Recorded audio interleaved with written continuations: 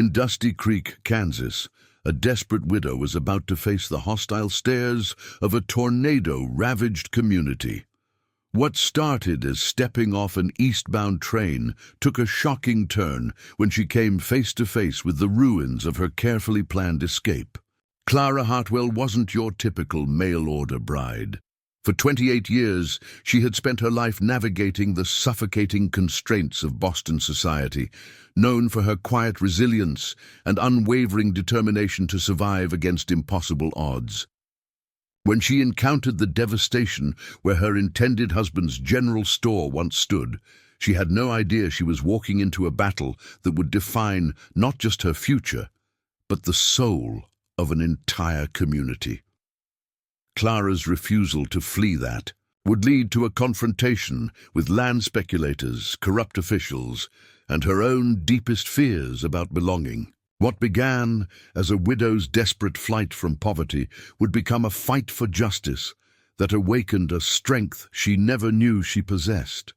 The people of Dusty Creek would never be the same after discovering that sometimes salvation comes not from those who promise easy answers, but from those brave enough to stand and fight for what matters most. Before we jump back in, tell us where you're tuning in from, and if this story touches you, make sure you're subscribed, because tomorrow I've saved something extra special for you. The locomotive's whistle pierced the grey October morning, like a widow's wail, jolting Clara Hartwell from the fitful doze that had sustained her through the final miles of her journey west. Through the soot-stained window, she caught her first glimpse of Dusty Creek, Kansas, or what remained of it. This was not the charming frontier town she had imagined during those long nights in her Boston boarding house, poring over John Morrison's carefully penned letters. Where she had expected to see neat wooden storefronts and bustling townspeople, Clara found herself staring at a landscape of devastation. Broken timber jutted from collapsed buildings like the ribs of some great beast. Canvas tarps fluttered over skeletal frames where roofs had once been. The very air seemed to carry the weight of recent tragedy. The train shuddered to a halt with a mechanical groan that seemed to echo Clara's own internal dismay. She gathered her worn leather valise and the small carpet bag that contained all her worldly possessions, a testament to how completely her late husband's creditors had stripped her of everything but the clothes on her back and the train fare to Kansas. Her black mourning dress, practical but showing the careful mends of someone who had learned to make do with little, marked her as recently widowed, even to strangers. The conductor, a weathered man with kind eyes, helped her down the steps. "You sure this is your stop, ma'am?" he asked, his voice carrying doubt as he surveyed the wreckage around them. "Looks like they had themselves a powerful storm not too long ago." "I'm certain," Clara replied, though her voice wavered slightly. She had come too far to turn back now, even if her destination looked nothing like the promised land of her desperate dreams.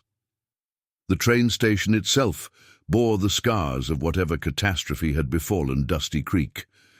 Half the roof was missing, replaced by a patchwork of boards and canvas. The platform was littered with debris that no one had yet found time to clear. As the train pulled away with a belch of black smoke, Clara felt the full weight of her isolation settle upon her shoulders like a shroud. A man emerged from the station. House, elderly, stooped, with the look of someone who had seen too much hardship in recent weeks. His clothes were rumpled, his grey hair unkempt, and his eyes held the hollow exhaustion of a man pushed far beyond his limits. "You the Hartwell woman?" he asked without preamble, his voice carrying neither warmth nor welcome. "I am Clara Hartwell, yes. You must be Station Master Collins." He spat into the dirt. "Got a telegram about you coming. Should have sent word back telling you not to bother." Clara's chest tightened, but she maintained her composure, a skill learned through years of navigating her late husband's unpredictable moods. "I'm here to meet John Morrison. He was expecting me." Collins removed his cap and scratched his thinning hair, a gesture that seemed to age him another decade. That's what I figured. Ma'am, I'm afraid I got some bad news for you. John Morrison's dead. The words hit Clara like a physical blow, though she managed to remain standing. Dead? But his last letter was only 3 weeks ago. A tornado tore through here like the wrath of God himself, took out near half the town, including Morrison's general store. He was inside when it collapsed. Collins's voice held the flat, tired quality of a man who had delivered too much bad news lately. I'm sorry, ma'am. Truly I am. But there ain't nothing here for you now. Clara stared at him, feeling the last of her carefully constructed plans crumble like the buildings around her. John Morrison had been her escape from a life of genteel poverty, from the pitying looks of Boston society, from the suffocating weight of a widow's limited options.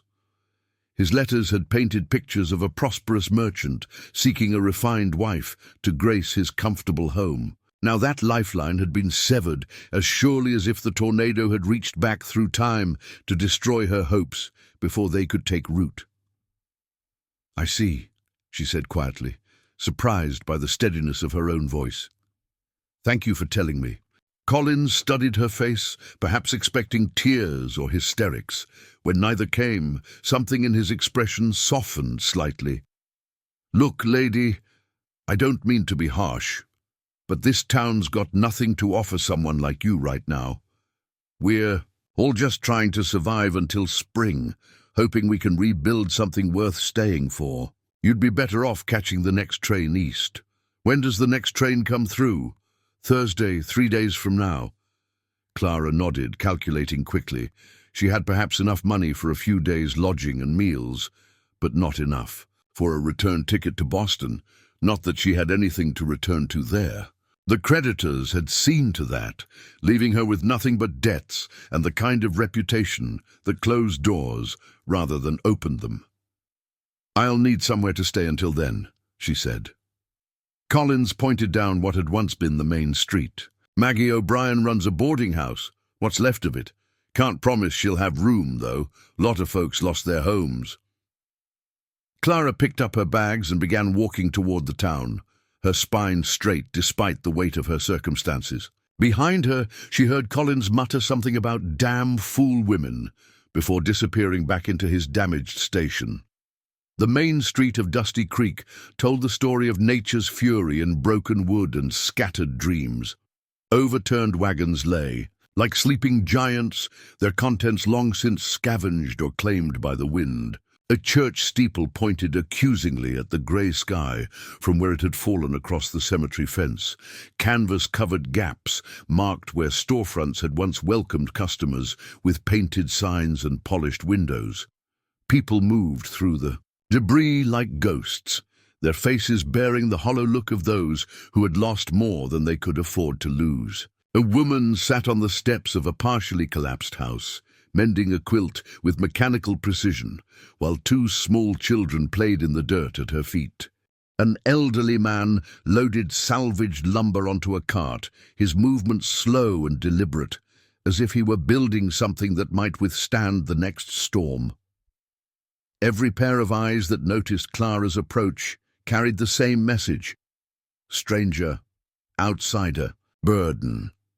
Their hostility was not personal. It was the instinctive response of a wounded community protecting itself from additional strain. But it cut nonetheless, adding another layer to the isolation that had been her constant companion since her husband's death. "Look at that," she heard one woman whisper to another as they paused in their work of sorting through water-damaged goods. Another mouth to feed, and dressed like she never worked a day in her life. "Probably came expecting to marry into Morrison's money," the second woman replied. "Going to be mighty disappointed when she finds out there ain't no money left to marry into."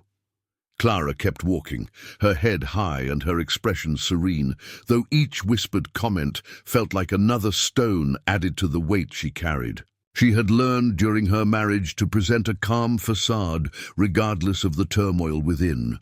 It was a survival skill that served her well now. The boarding house, when she found it, was a study in stubborn persistence. Half the roof was missing, replaced by a motley collection of salvaged materials that gave the building a patchwork appearance. The sign hanging from one chain read, "O'Brien's Boarding House," in faded letters, though the wind had added its own amendments in the form of missing boards and weathered paint. Clara climbed the steps carefully, testing each board before trusting it with her weight. The front door stood slightly ajar, revealing a dim interior that smelled of damp wood and carbolic soap. She knocked and waited. The woman who answered was perhaps 45, with greying auburn hair pulled back in a no-nonsense bun and green eyes that missed nothing. Her sleeves were rolled up to reveal strong forearms, and her apron bore the stains of hard work. This could only be Maggie. "O'Brien, we're full up," Maggie said without preamble, taking in Clara's appearance with a glance that catalogued everything from her carefully mended gloves to her worn but well-made boots. "Mrs. O'Brien, I'm Clara Hartwell. I've just arrived from Boston to marry John Morrison, but I understand there's been a tragedy." Maggie's expression shifted slightly, though whether towards sympathy or further suspicion was unclear. "Aye, there's been tragedy enough to fill a dozen lifetimes. Morrison's dead, and his store's nothing but kindling now. You'd best get yourself back on the next train, girl. This is no place for the likes of you." "I'm afraid that's not possible," Clara replied quietly. "I have nowhere else to go." Something in her tone must have penetrated Maggie's defenses, because the older woman's stance softened fractionally. She studied Clara's face with the practiced eye of someone who had seen her share of desperate women. "How much money do you have?" "Enough for a few days' room and board, if your rates are reasonable." Maggie was quiet for a long moment, clearly wrestling with her own conscience. Finally, she stepped back and opened the door wider. "I've got a small room under the eaves. It's not much, barely bigger than a closet, but it's dry and the bed's clean. $1 a day, including meals, and you'll work for your keep. I can't afford charity." "Thank you," Clara said, and meant it more than any words she had ever spoken. The room was indeed small, with a narrow bed, a washstand, and a single window that looked out over the devastated town. But it was private, and it was hers, and for the first time in months, Clara felt the luxury of being alone with her thoughts. She sat on the edge of the bed and allowed herself finally to acknowledge the full magnitude of her situation.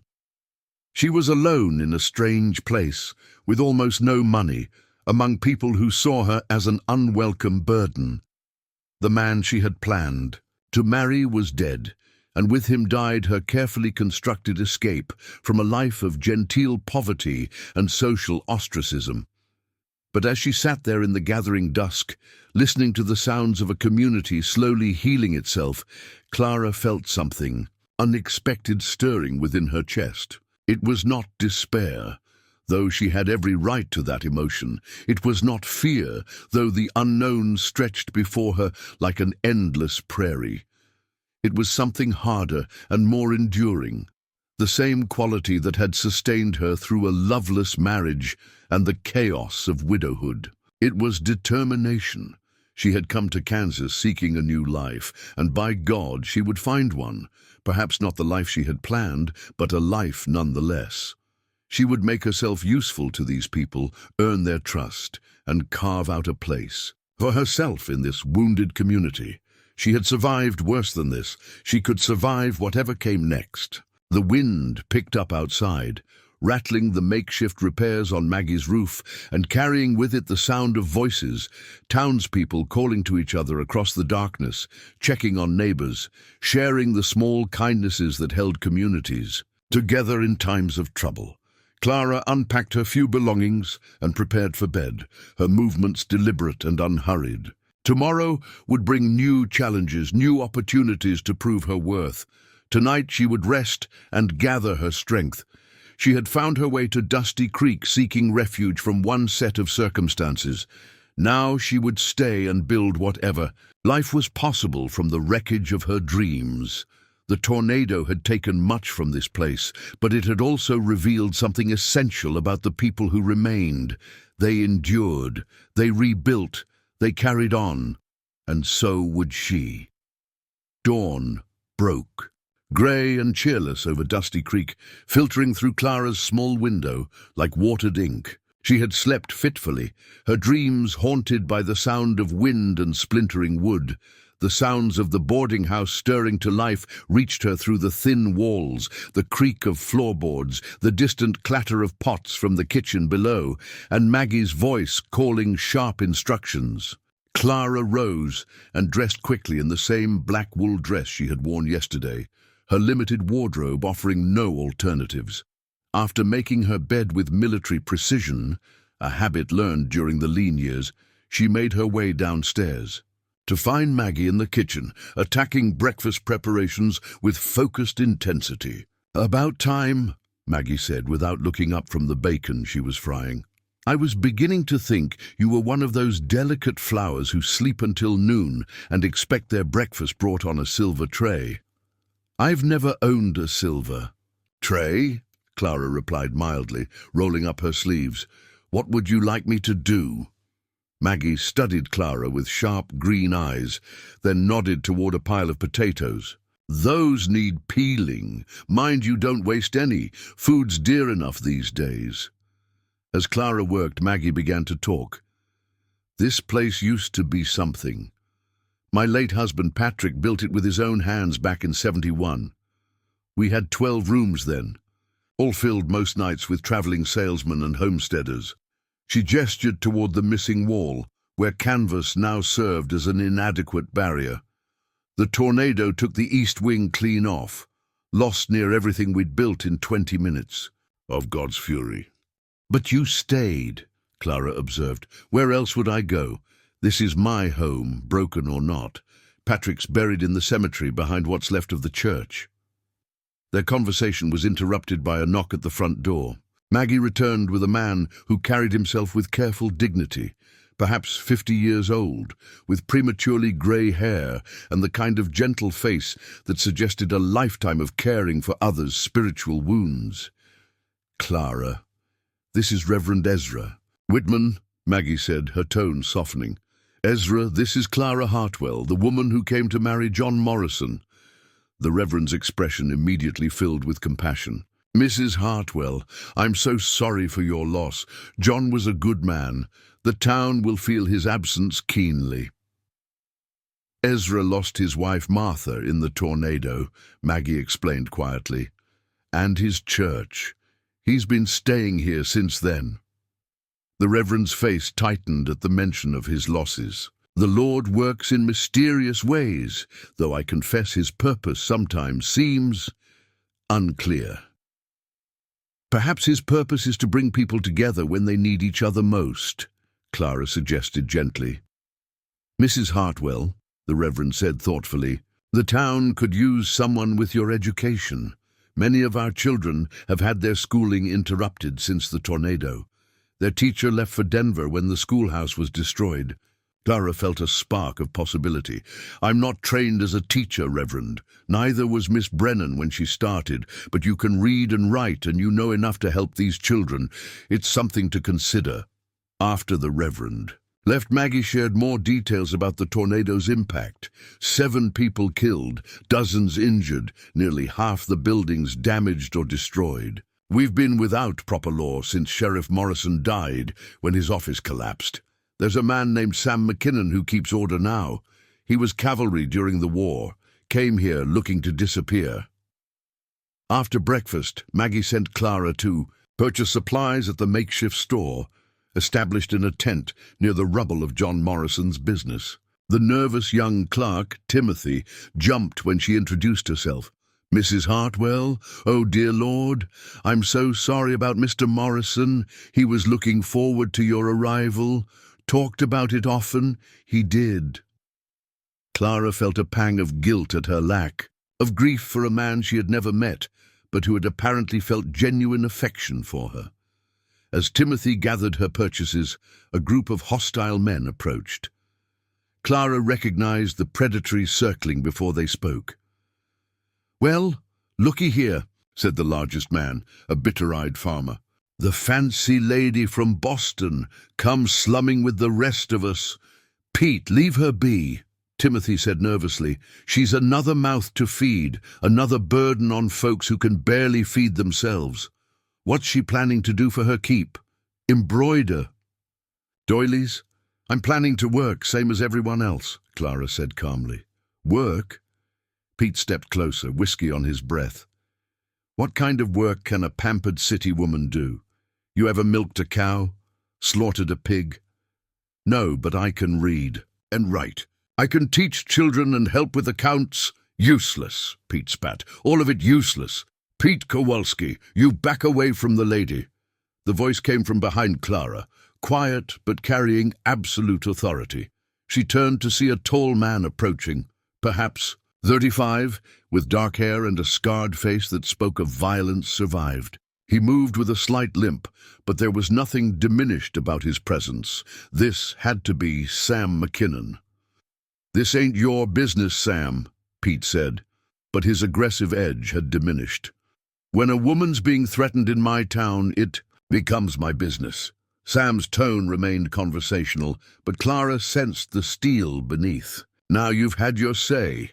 Time to move along." For a moment tension stretched between the men.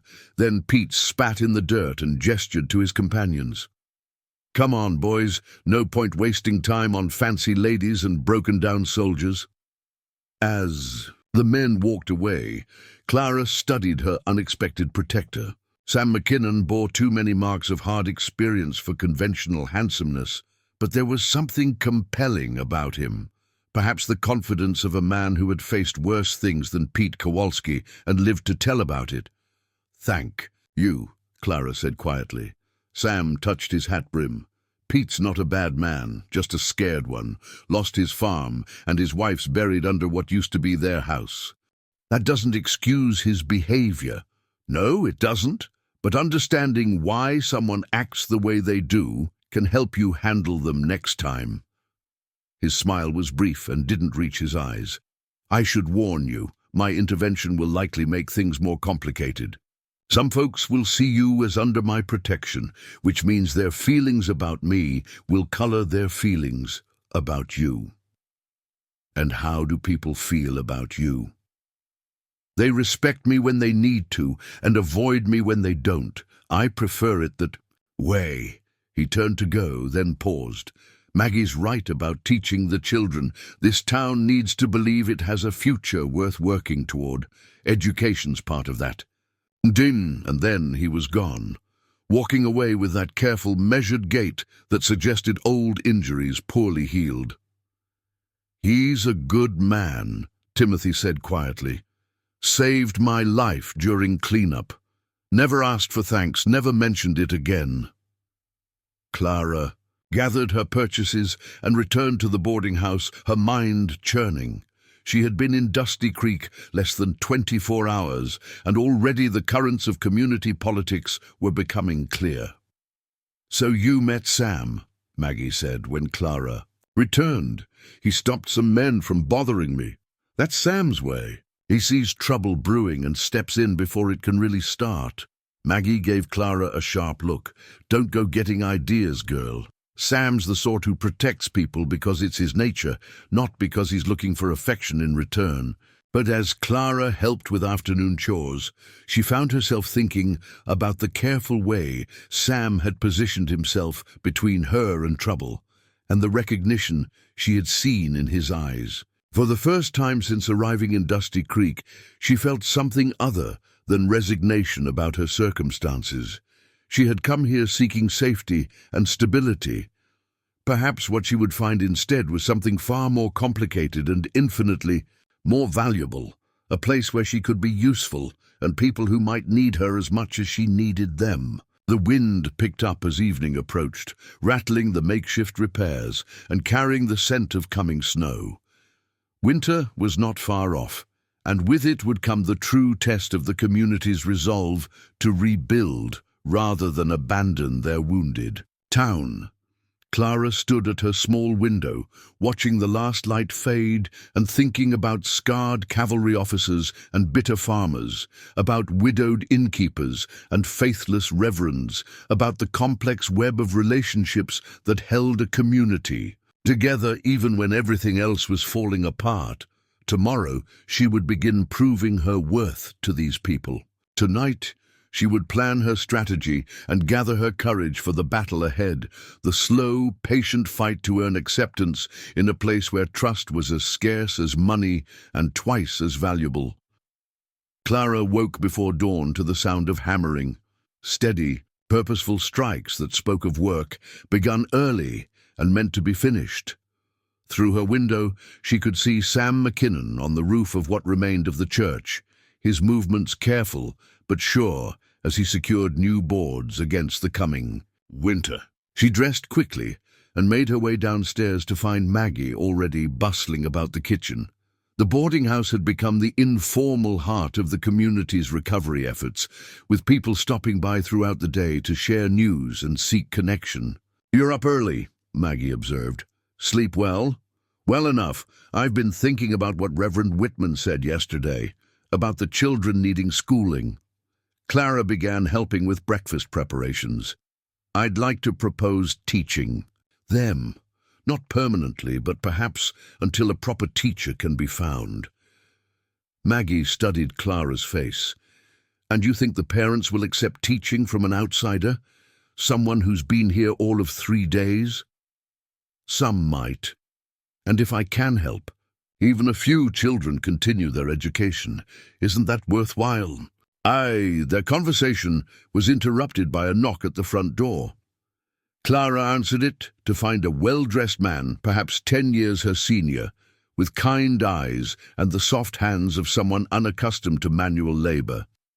He carried a black medical bag. "Good morning. I'm Dr. Henry Addison. I understand Mrs. O'Brien runs a boarding house here." Dr. Addison explained he had come to offer medical services to the tornado-damaged community. His manner was gentle and sincere, and Clara found herself warming to him. Unlike Pete Kowalski's aggressive hostility or Sam McKinnon's guarded intensity, Dr. Addison radiated calm competence. "We could use a doctor," Maggie admitted. "Been making do with home remedies and prayer since old Doc Henderson passed." Dr. Addison's first test came within hours when young Tommy Rodriguez cut his hand badly while clearing debris. Clara found herself assisting as the doctor treated the wound, holding supplies and soothing Tommy's fears with gentle Spanish. "You have steady hands and good instinct for this work," Dr. Addison observed. "Have you had medical training?" "No formal training, but I nursed my husband through his final illness." "Well, you're a natural. I hope you'll consider helping me when other cases arise." As if summoned by her thoughts, Sam appeared in the doorway, drawn by the commotion. His gaze took in the scene, the injured boy, the doctor's competent ministrations, Clara's position at Dr. Addison's side, and something shifted in his expression. "Everything all right here?" he asked Maria Rodriguez, though his eyes remained on Clara. "See, Captain McKinnon. The doctor, he fixed Tommy's hand very good."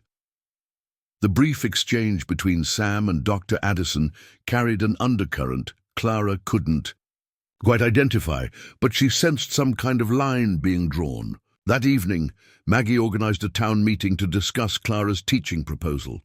The response was mixed. Maria Rodriguez spoke passionately in favor, but Pete Kowalski voiced suspicions about Clara's motives. "What's she really after?" Pete demanded. "Nobody volunteers to work for free without wanting something in return." Reverend Whitman stood slowly. "Mrs. Hartwell has the qualities of a good teacher. She sees potential where others see problems. I believe her offer comes from genuine desire to help." After debate, 5 families agreed to send their children for lessons. It wasn't universal approval, but it was a beginning. The next morning, Clara began teaching 7 children in the boarding house parlor. Lucy Coleman became her unofficial assistant, while 14-year-old Michael O'Brien presented the greatest challenge with his resistance to authority. "Why should we learn poetry?" he demanded during their third day. "What good is poetry going to do when we're trying to rebuild after a tornado?" Clara considered carefully. "Poetry teaches us to see beauty in difficult circumstances, Michael. It reminds us that human experiences are shared across time and place. When you read about someone else's struggle, you realize you're not alone." As days passed, Clara found herself drawn into the community's recovery efforts. Dr. Addison consistently invited her to assist him, and she discovered aptitude for medical work. His growing personal interest was becoming apparent. But it was Sam McKinnon who occupied her thoughts during quiet moments. Their paths crossed most often during evening hours, when his presence was always felt despite his isolation. The opportunity for substantial conversation came when Clara discovered him behind the church one evening, sitting with his head in his hands, breathing harshly despite the cool air. "Sam, are you all right?" He looked up, eyes wild and unfocused. "Just need a moment." Clara recognized the signs from her husband's worst days. "May I sit with you?" For several minutes they sat in silence. Gradually Sam's breathing slowed. "The hammering," he said finally. "Sometimes it sounds like other things. Cannon fire, musket shots." "The war," Clara said quietly. "Battle of Cedar Creek, October of '64. Lost most of my men, should have lost all of them, including me." His voice was distant. "Came home to find my parents dead and my sister living with relatives who didn't want her. Nothing left of the life I'd been fighting to protect." Clara understood now why Sam had chosen Dusty Creek, a man trying to atone for surviving, finding purpose in protection while punishing himself with isolation. "I lost my husband to illness," she said quietly. "I understand survivor's guilt about feeling responsible for outcomes beyond your control." Sam really looked at her then. "Your marriage, was it a happy one?" Clara found herself telling the truth. "No, it was practical. He needed someone to manage his household. I needed security. We were civil, but there was no affection." "So you're not really mourning him?" "I'm mourning the possibilities that died with him, even if they were largely illusion." They sat in comfortable silence, two damaged people sharing understanding. When Sam stood and offered his hand to help her up, she felt that electrical charge from their first meeting. "Thank you," he said simply. "For what?" "For not trying to convince me the past doesn't matter, for understanding that some wounds don't heal clean."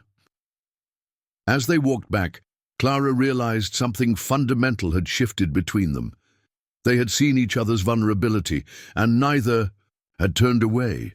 Dr. Addison was waiting on the porch, his gaze moving between Clara and Sam with perceptiveness that spoke of both professional observation and personal interest. "Mrs. Hartwell, I was hoping to speak with you about tomorrow's medical rounds." The triangle that would define the next phase of her life was beginning to form. One man offered safety, respectability, and gentle affection that might grow into love. The other offered danger, passion, and understanding born from shared wounds. Standing on the porch with the sounds of a healing community settling around her, Clara realized she was no longer simply trying to survive her circumstances. For the first time since leaving Boston, she was actively choosing what kind of life she wanted to build. The choice would not be easy, but tonight it was enough to know that she had choices at all, and people who valued her presence for reasons that had nothing to do with duty or desperation. October's end brought the first serious frost to Dusty Creek, silvering the grass and reminding everyone that winter's approach would test both the town's rebuilt structures and the community's resolve. Clara woke to find ice crystals on her small window, beautiful but ominous for those still living in makeshift shelters. The urgency of winter preparations had drawn the community together in ways that transcended earlier divisions.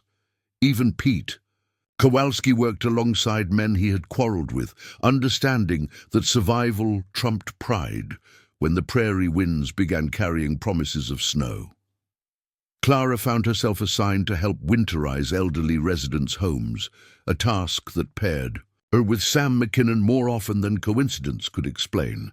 She suspected Maggie's hand in these arrangements. Whatever the cause, Clara was grateful for time with Sam away from watchful eyes and knowing smiles. They worked well together. Sam's practical knowledge complemented her eye for detail and determination to complete tasks properly. While he reinforced window frames and sealed wall gaps, Clara organized supplies, held tools, and gradually learned the skills frontier life demanded. "Hand me those nails," Sam said, balanced on a ladder securing loose shingles on Widow Henderson's roof. His movements were confident, and Clara noticed he no longer flinched at hammering sounds when he was the one wielding the tool. Their peaceful afternoon was shattered by storm clouds appearing from nowhere, turning the sky pewter-colored and bringing electric tension that preceded prairie thunderstorms. Mrs. Henderson hurried them inside just as fat raindrops began falling. The storm intensified rapidly. Rain lashed windows while thunder rolled across the sky with increasing frequency. Clara found the sound oddly comforting, but Sam's reaction was dramatically different. As thunder grew louder, his hands began shaking. His breathing became shallow and rapid, eyes taking on the same unfocused quality she had seen behind the church. "Sam," she said quietly, sitting beside him on Mrs. Henderson's sofa.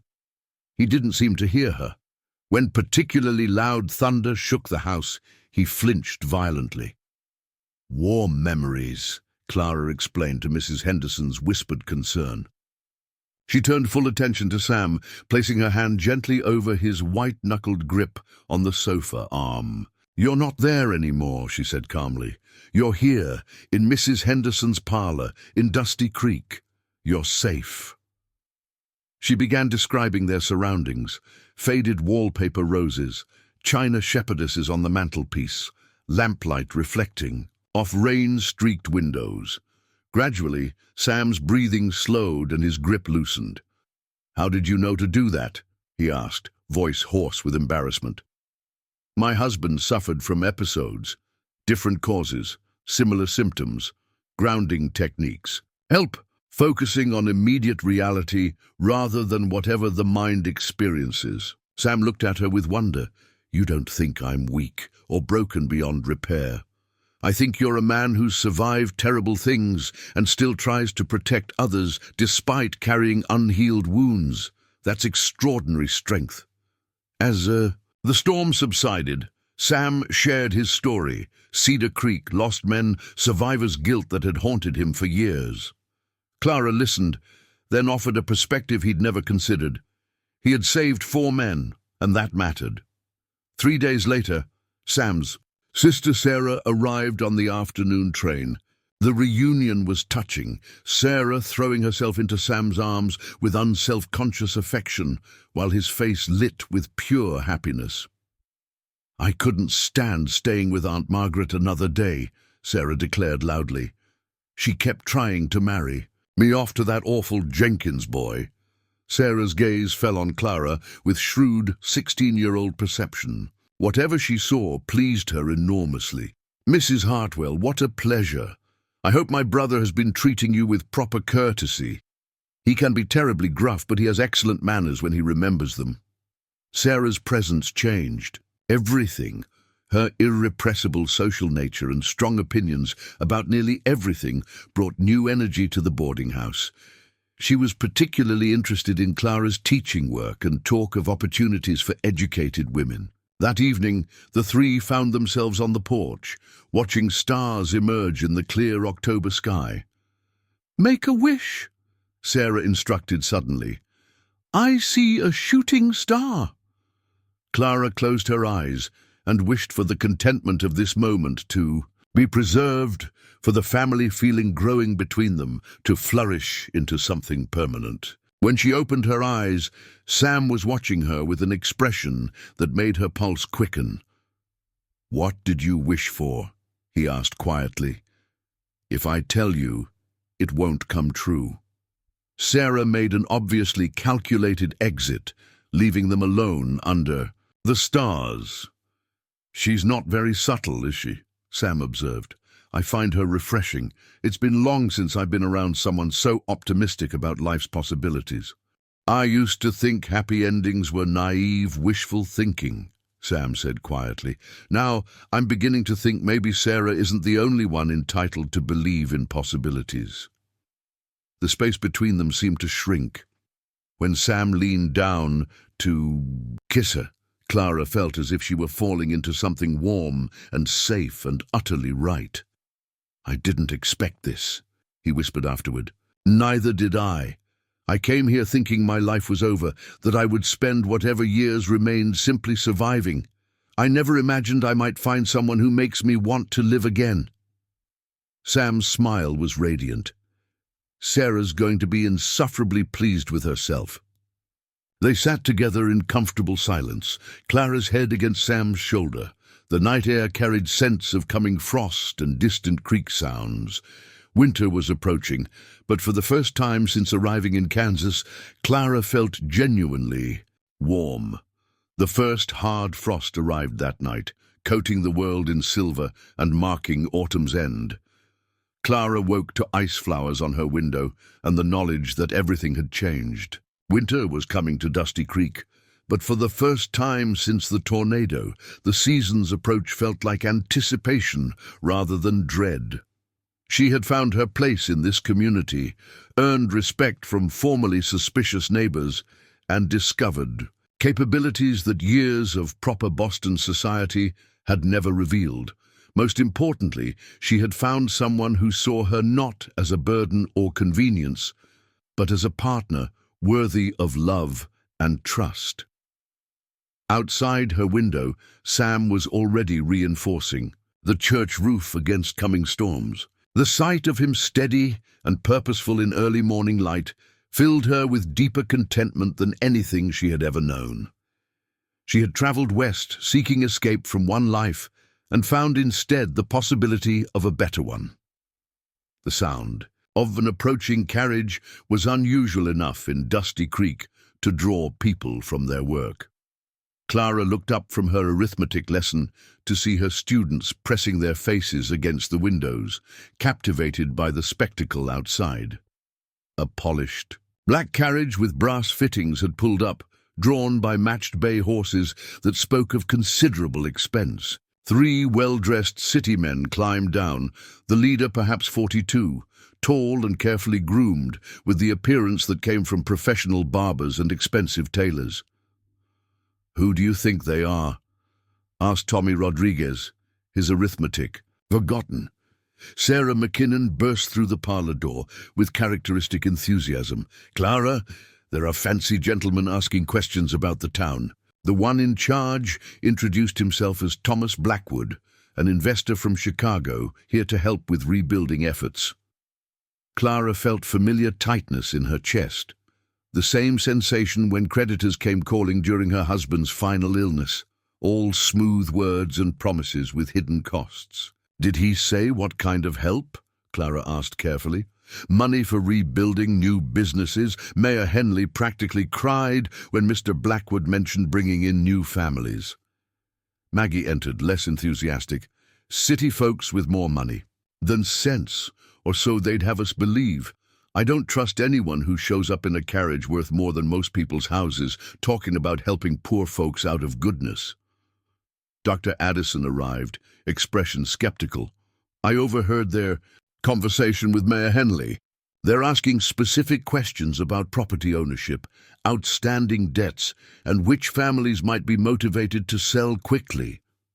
Clara's stomach tightened with recognition. "Where's Sam? He should know about this." Walking back from delivering Medicine. Clara spotted Blackwood behind Morrison's store, his voice carrying clearly. "The tornado was 3 months ago," Blackwood was saying. "Plenty of time for reality to sink in. Winter's coming, money's scarce, hope's wearing thin. Classic. Conditions for motivated sellers." "What about local leadership?" asked his note-taker. "The mayor's weak and desperate. The reverend's lost his faith. No sheriff, and their law enforcement is some broken-down cavalry officer who keeps to himself." Clara pressed against the wall, heart racing. "Identify the most vulnerable families." "First," Blackwood continued, "those with debts, children to feed, elderly relatives needing care. Offer just enough to solve immediate problems, but not enough for real security elsewhere." Clara found Sam at the Mitchell place and quickly related what she'd witnessed. His expression grew increasingly grim. "Land speculation," he said.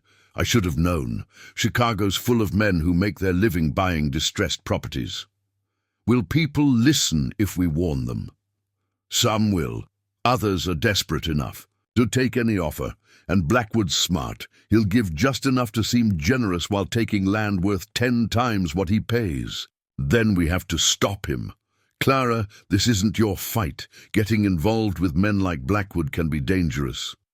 This is my home now, Sam. These are my friends and neighbors. How is protecting them not my fight?" Their strategy session was interrupted by Mayor Henley's arrival. "Mr. Blackwood has remarkable proposals for helping our community recover." When Blackwood himself appeared, his timing too perfect to be coincidental, Clara recognized the calculating assessment in his pleasant demeanor.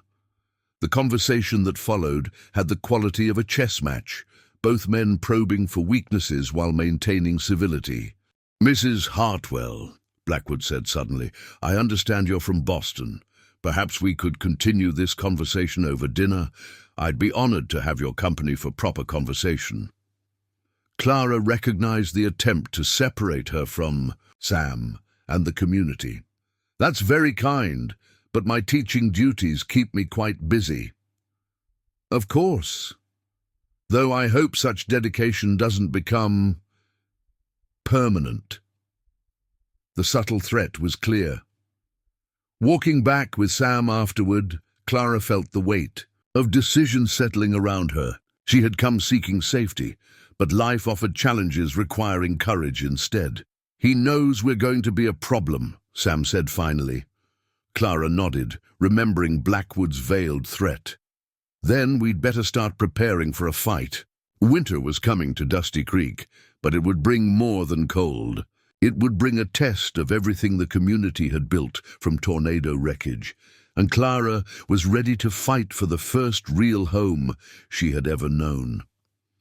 The first sign that Thomas Blackwood intended to escalate his campaign came 3 days after their initial confrontation, when Clara arrived at the boarding house parlor to find her makeshift classroom in ruins. Slates lay shattered on the floor, books had been torn and scattered, and someone had scrawled, "Outsider go home," across the blackboard in what appeared to be charcoal.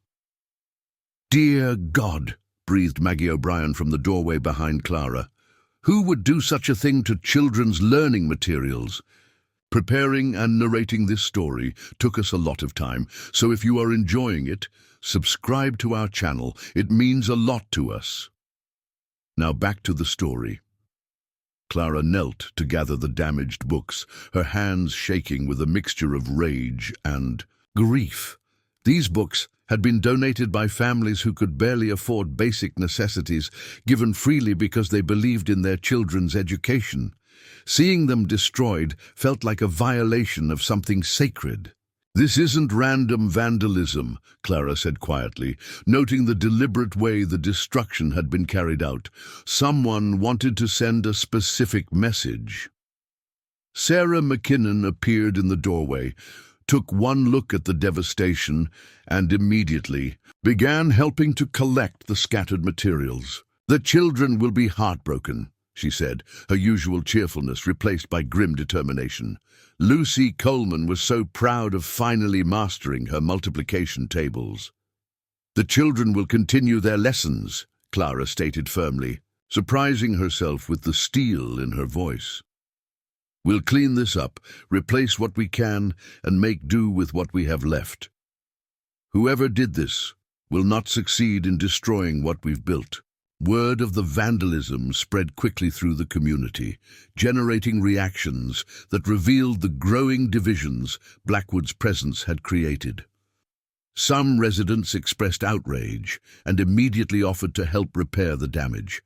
Others seemed to view the incident as evidence that Clara's presence in Dusty Creek was causing more trouble than it was worth. "Maybe," suggested Pete Kowalski when a small crowd gathered to assess the damage, "this wouldn't have happened if certain people hadn't been stirring up problems with our visitors. Some folks are just trying to make an honest living, and they don't need outsiders making things complicated." The accusation hung in the air, like smoke from a poorly tended fire. Clara felt the familiar tightness in her chest that came with being blamed for circumstances beyond her control. But before she could respond, an unexpected voice rose in her defense. "Pete Kowalski, you ought to be ashamed of yourself," declared Maria Rodriguez, her dark eyes flashing with indignation. "Mrs. Hartwell, teach my Tommy to read better than he ever read before. She helped when he cut his hand. Stay with me when I'm scared he might lose fingers. You think she deserved this?" Maria gestured at the destroyed classroom with obvious disgust. "I'm not saying she deserves it," Pete backpedaled, clearly uncomfortable with Maria's passionate defense. "I'm just saying that maybe we should consider whether making enemies of people with money to invest is wise for our community's future." "What future?" demanded Lucy Coleman's father, Robert. "The future where we sell our land for half what it's worth and then spend the rest of our lives working for wages instead of building something for our children?" The argument that followed revealed how effectively Blackwood's strategy was working. The community was fracturing along predictable lines, those who had lost the most in the tornado and were most vulnerable to immediate financial relief, versus those who had managed to maintain some stability and could afford to think beyond immediate survival. Clara listened to the heated exchanges with growing alarm, recognizing the pattern from her observations of Boston society. This was exactly how men like Blackwood operated. They didn't need to convince entire communities to accept their terms. Just enough individuals to create momentum and social pressure that would eventually wear down the resistance. When the crowd finally dispersed, Clara found herself alone with Sam, who had remained silent during the arguments, but whose expression suggested he was making mental notes about which residents might be wavering in their opposition to Blackwood's offers. "It's working," Clara said quietly. "The vandalism, the pressure, the way he's making people choose sides. He's dividing us exactly the way he planned." Sam nodded grimly. "Classic tactics. Create enough chaos and uncertainty that people start viewing stability as more valuable than principle. Then position yourself as the source of that stability. What do? We fight back, but we need to be smarter about it than just opposing him directly. That plays into his hands by making us look like troublemakers standing in the way of progress." Their strategy session was interrupted by the arrival of Dr. Addison, whose usually composed demeanor showed signs of strain. "Clara, Sam, I'm glad I found you both. We need to talk." "What's happened?" Clara asked, noting the tension in his voice. Dr. Addison glanced around to ensure they wouldn't be overheard, then lowered his voice. "I've been asking discreet questions about Thomas Blackwood using my professional contacts in Kansas City. What I've learned is concerning." He pulled a folded letter from his jacket pocket. "This is from a colleague who worked in Millfield last year, about 60 miles north of here. Blackwood acquired nearly half the town's property after a series of unfortunate events: barn fires, problems with bank loans, mysterious accidents that made farming impossible for several families." Clara felt her blood run cold. "You're saying he orchestrated those events?" "I'm saying The pattern of misfortunes was remarkably convenient for someone looking to acquire property at distressed prices, and the families who refused his initial offers found their circumstances becoming increasingly difficult until they had no choice but to sell. Sam's expression had grown hard with the particular kind of anger that came from recognizing a familiar enemy. What happened to Millfield after he acquired the properties? He sold them to a railroad consortium for 10 times what he paid the original owners. The families who sold to him received just enough money to relocate, but not enough to buy comparable land elsewhere. Most of them ended up as tenant farmers or moved to the cities to find work. The implications were staggering. Blackwood wasn't just a land speculator looking for quick profits. He was operating a systematic scheme to dispossess entire communities of their ancestral holdings, enriching himself while destroying the lives of people who had trusted his promises. "We have to warn people," Clara said immediately. "With what proof?" Dr. Addison asked. "Everything I've told you is based on observations and coincidences." Blackwood's lawyers would have made sure nothing could be traced directly back to him. "Then we find proof," Sam stated flatly. "Men like Blackwood don't change their methods, they just adapt them to new circumstances. If he's planning the same kind of campaign here, he'll need local help to make it work." As if summoned by their conversation, Mayor Henley appeared around the corner of the boarding house, his face flushed with excitement that immediately put Clara on guard. "Mrs. Hartwell, Captain McKinnon, I've been looking for you both. Mr. Blackwood has made a most generous offer regarding the town's reconstruction efforts." "What kind of offer?" Sam asked with barely concealed suspicion. "He's willing to provide immediate funding for a new schoolhouse, a proper medical clinic, and repairs to the church. All he asks in return is the community's cooperation in his land acquisition efforts and assurance that there won't be any interference with families who choose to accept his offers." Clara felt a chill of recognition. This was exactly the kind of devil's bargain men like Blackwood specialized in, offering immediate benefits that made opposition seem selfish and unreasonable, while gaining community sanction for activities that would ultimately destroy everything they claimed to be helping. "That's very generous," Clara said carefully. "What exactly would cooperation and non-interference entail?" Mayor Henley's discomfort with the question was visible. "Well, naturally, we would expect community leaders to refrain from discouraging families from considering Mr. Blackwood's offers, and perhaps those who have been most vocal in their opposition might consider that the community's greater good should take precedence over personal opinions." The threat was politely wrapped but unmistakable. Accept Blackwood's terms and receive immediate benefits for the community, or continue opposing him and be blamed for depriving everyone of desperately needed improvements. "I see," Sam said evenly. "And what happens to families who accept Blackwood's offers? Will they be staying in the area or moving on to seek opportunities elsewhere?" "That would be their choice, naturally," Mayor Henley replied, though his tone suggested he wasn't entirely comfortable with the implications of his own words. "Would it?" Clara asked quietly. "Because my understanding is that people who sell their land to Mr. Blackwood typically find themselves with just enough money to relocate, but not enough to buy comparable property elsewhere. That's not really much of a choice, is it?" Mayor Henley's face reddened. "Mrs. Hartwell, with all due respect, you've been in our community for only a few months. Perhaps you should consider whether your opinions on these matters carry the same weight as those of people who have lived here for decades." The dismissal stung, particularly because Clara recognized the kernel of truth in it.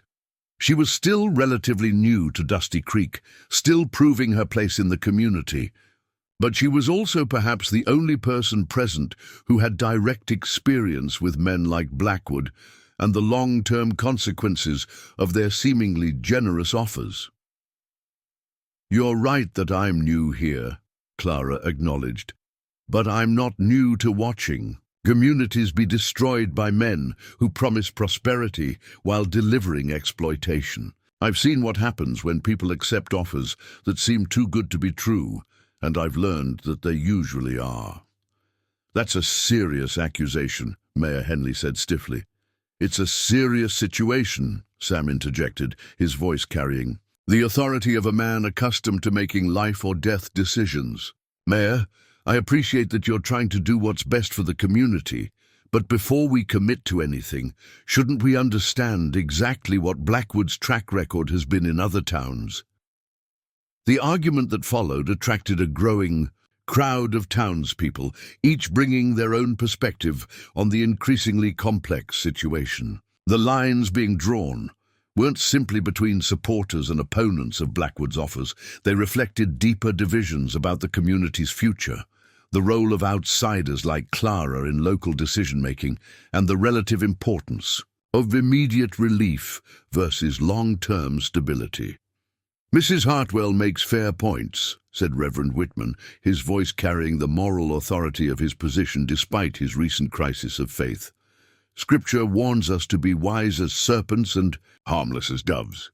Wisdom suggests we should understand the full implications of any agreement before making commitments that will affect our entire community.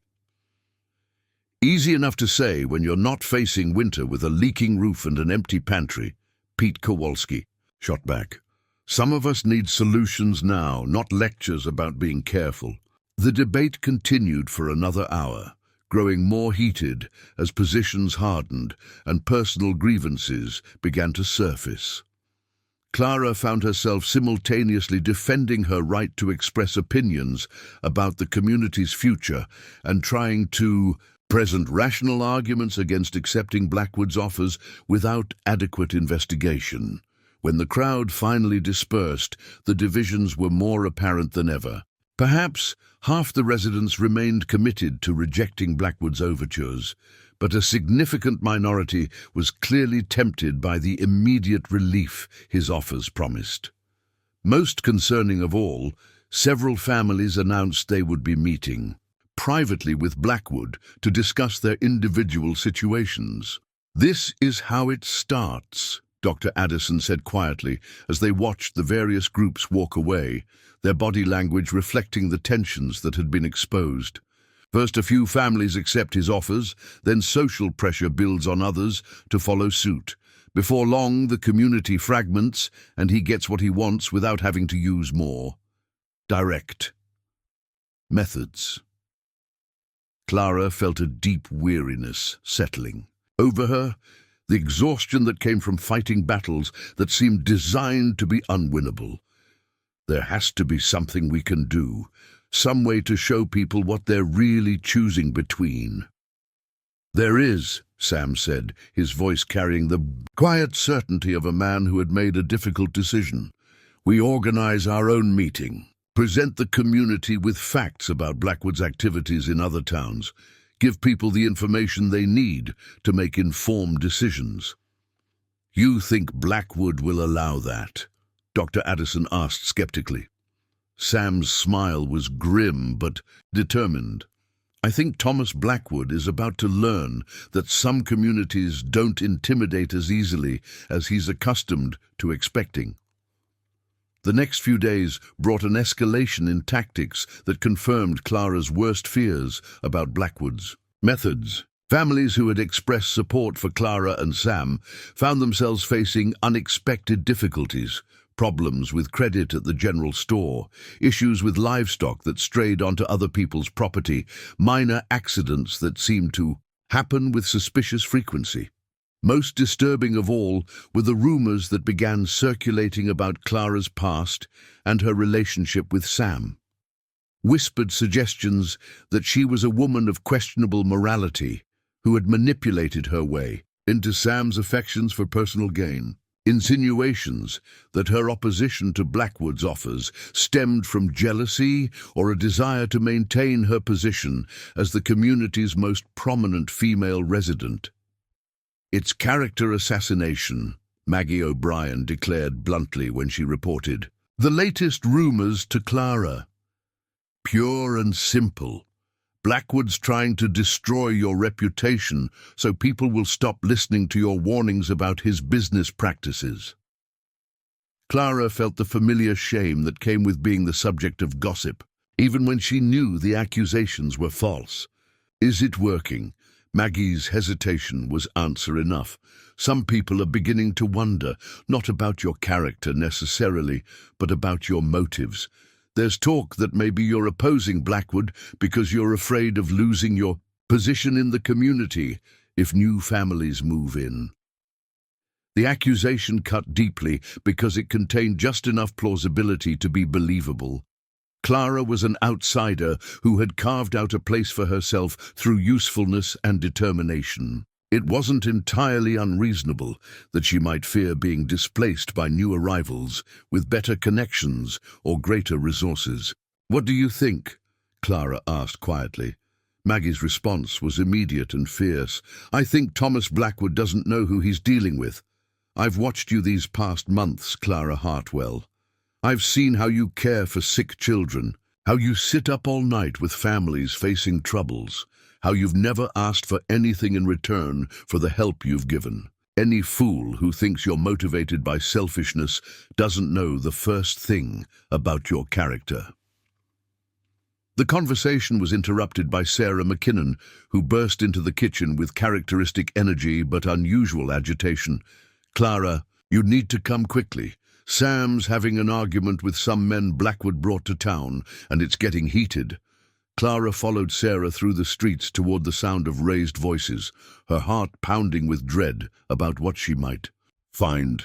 A crowd had gathered near the remains of the general store, and at its center stood Sam, facing off against three men Clara didn't recognize.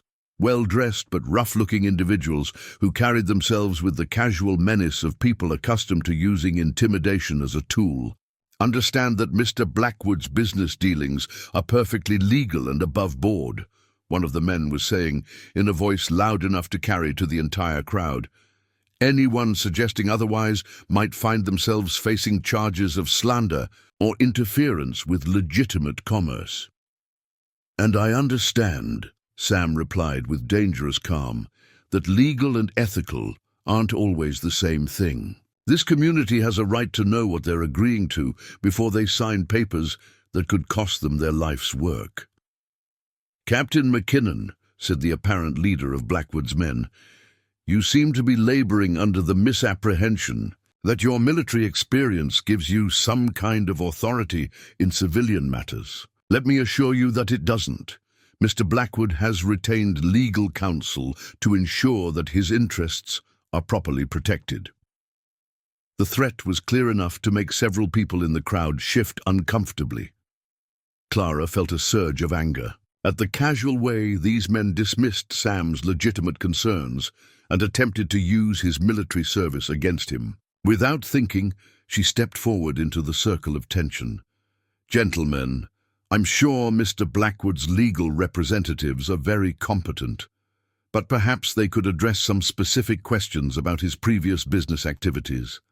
For instance, what happened to the families in Millfield who sold their property to Mr. Blackwood last year? The change in the men's demeanor was immediate and telling. Where they had been dismissive of Sam's concerns, Clara's specific question clearly caught them off guard and put them on the defensive. I'm not familiar with the details of Mr. Blackwood's previous transactions, the leader said carefully, but I'm sure any business dealings were conducted according to proper legal procedures. I'm sure they were, Clara agreed pleasantly. I was simply wondering whether the families involved were satisfied with the outcomes of their agreements. With Mr.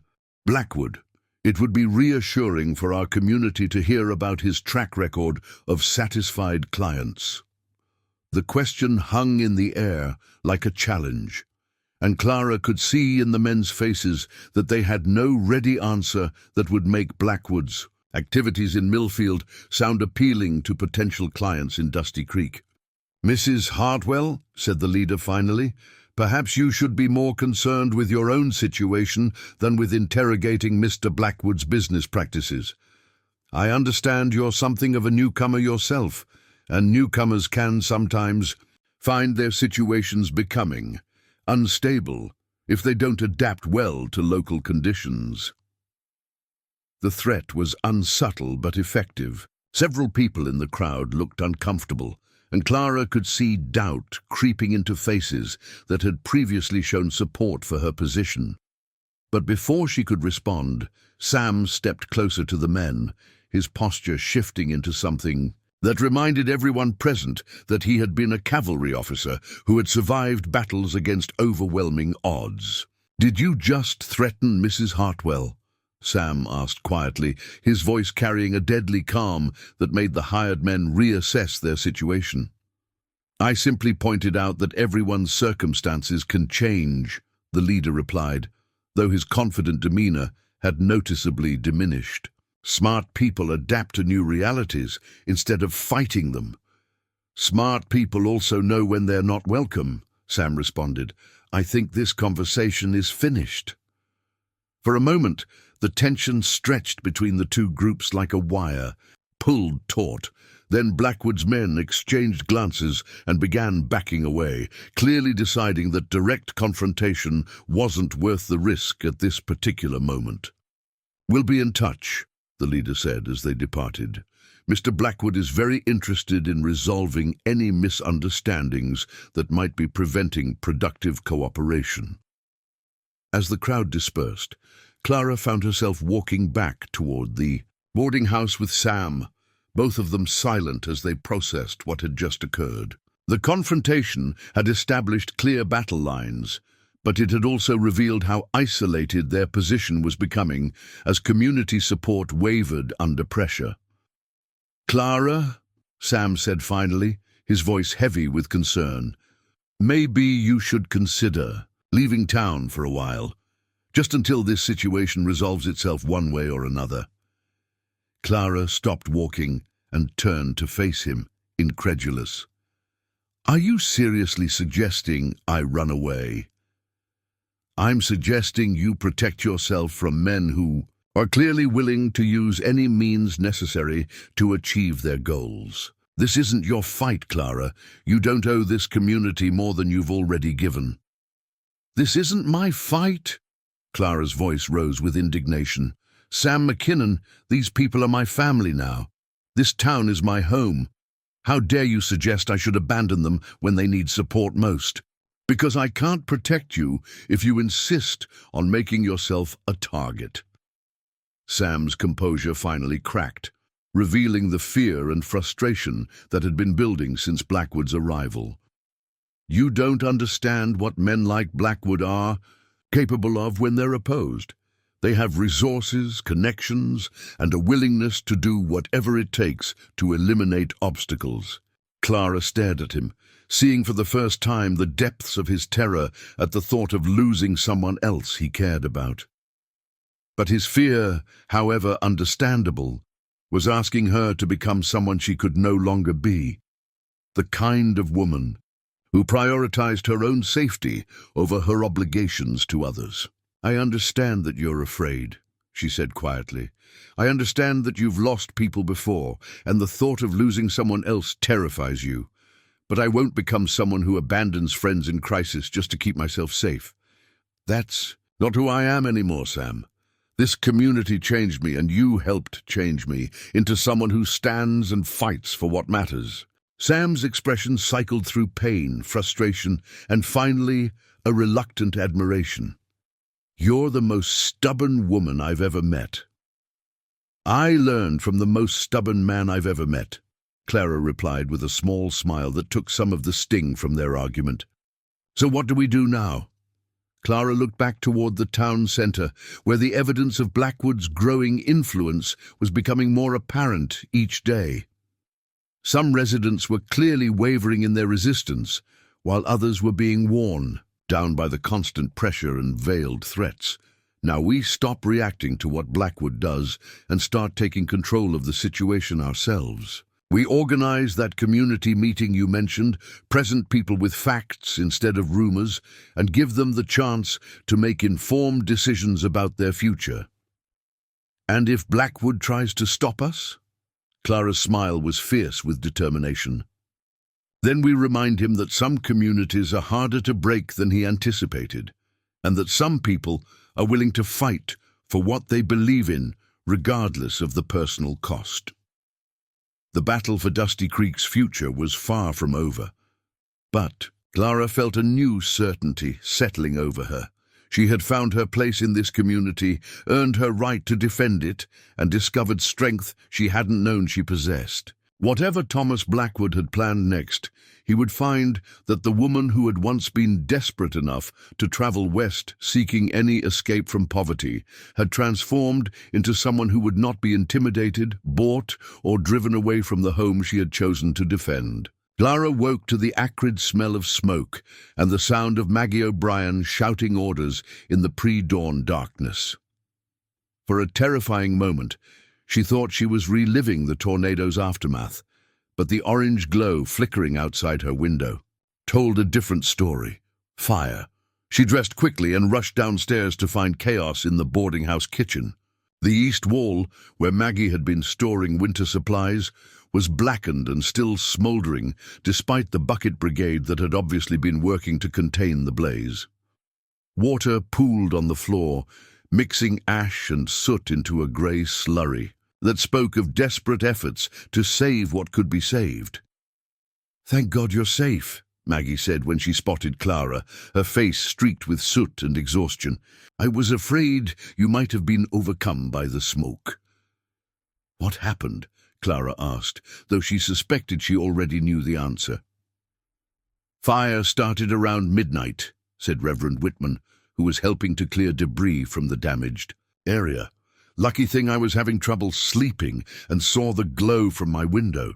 By the time we got here, it had already taken a good portion of the storage area." Clara examined the damage with growing unease. The fire had been concentrated in an area that would cause maximum disruption to the boarding house's operations without threatening the entire building. Exactly the kind of calculated damage that would pressure Maggie without creating enough destruction to draw outside attention from authorities. "Did anyone see how it started?" she asked.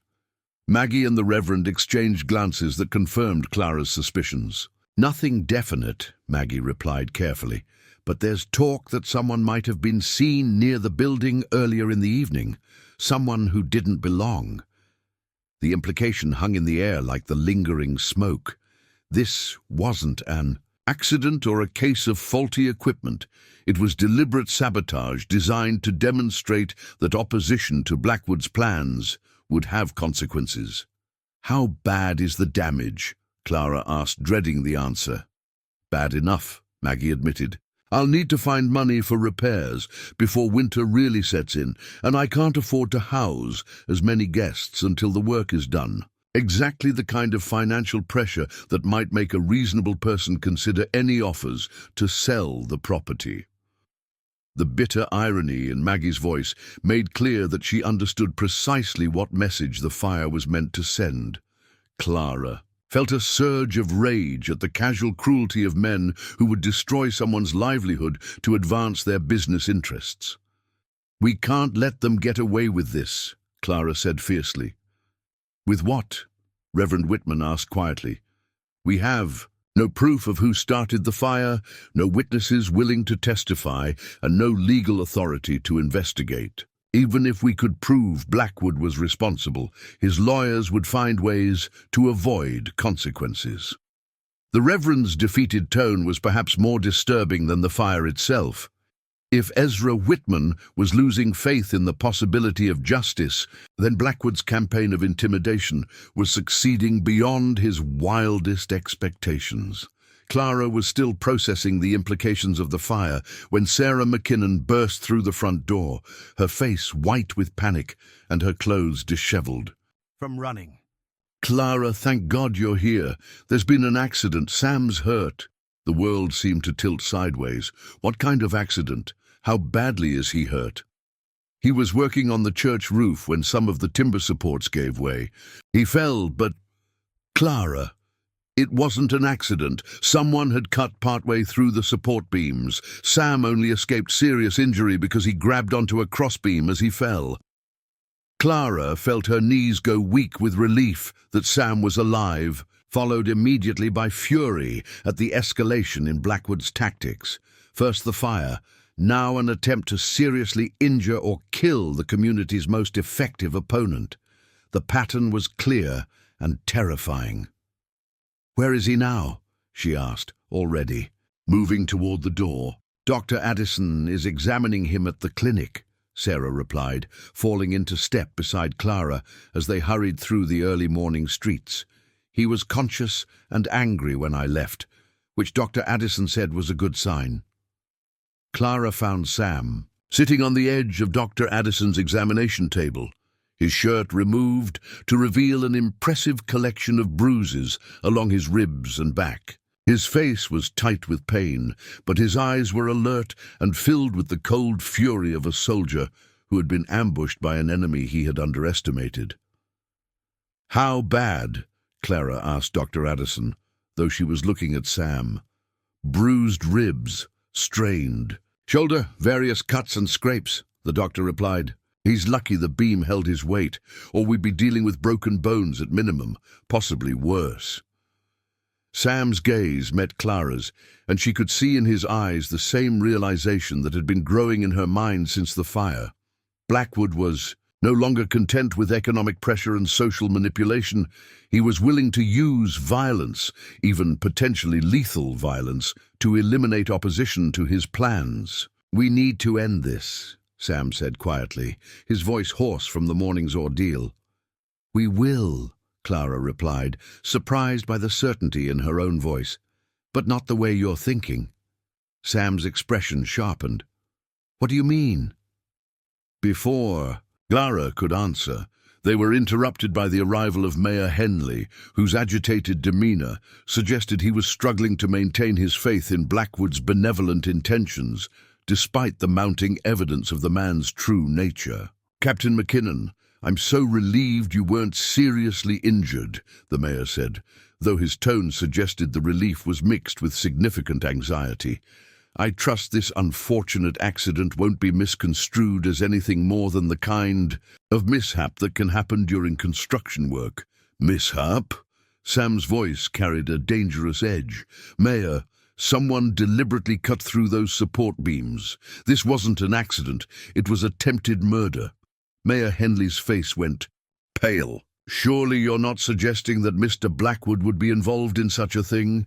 He's a respected businessman with no reason to wish you harm." "He's a land speculator whose plans are being opposed by people who refuse to be intimidated," Clara interjected.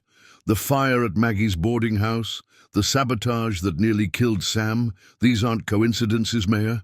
They're escalating tactics designed to force compliance through fear." "You can't prove that," Mayor Henley protested, though his voice lacked conviction. "Not yet," Clara agreed, "but we're going to."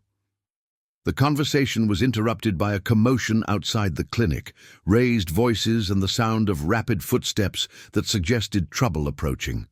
Dr. Addison moved to the window and immediately stepped back, his expression grim. "Blackwood's men," he reported quietly.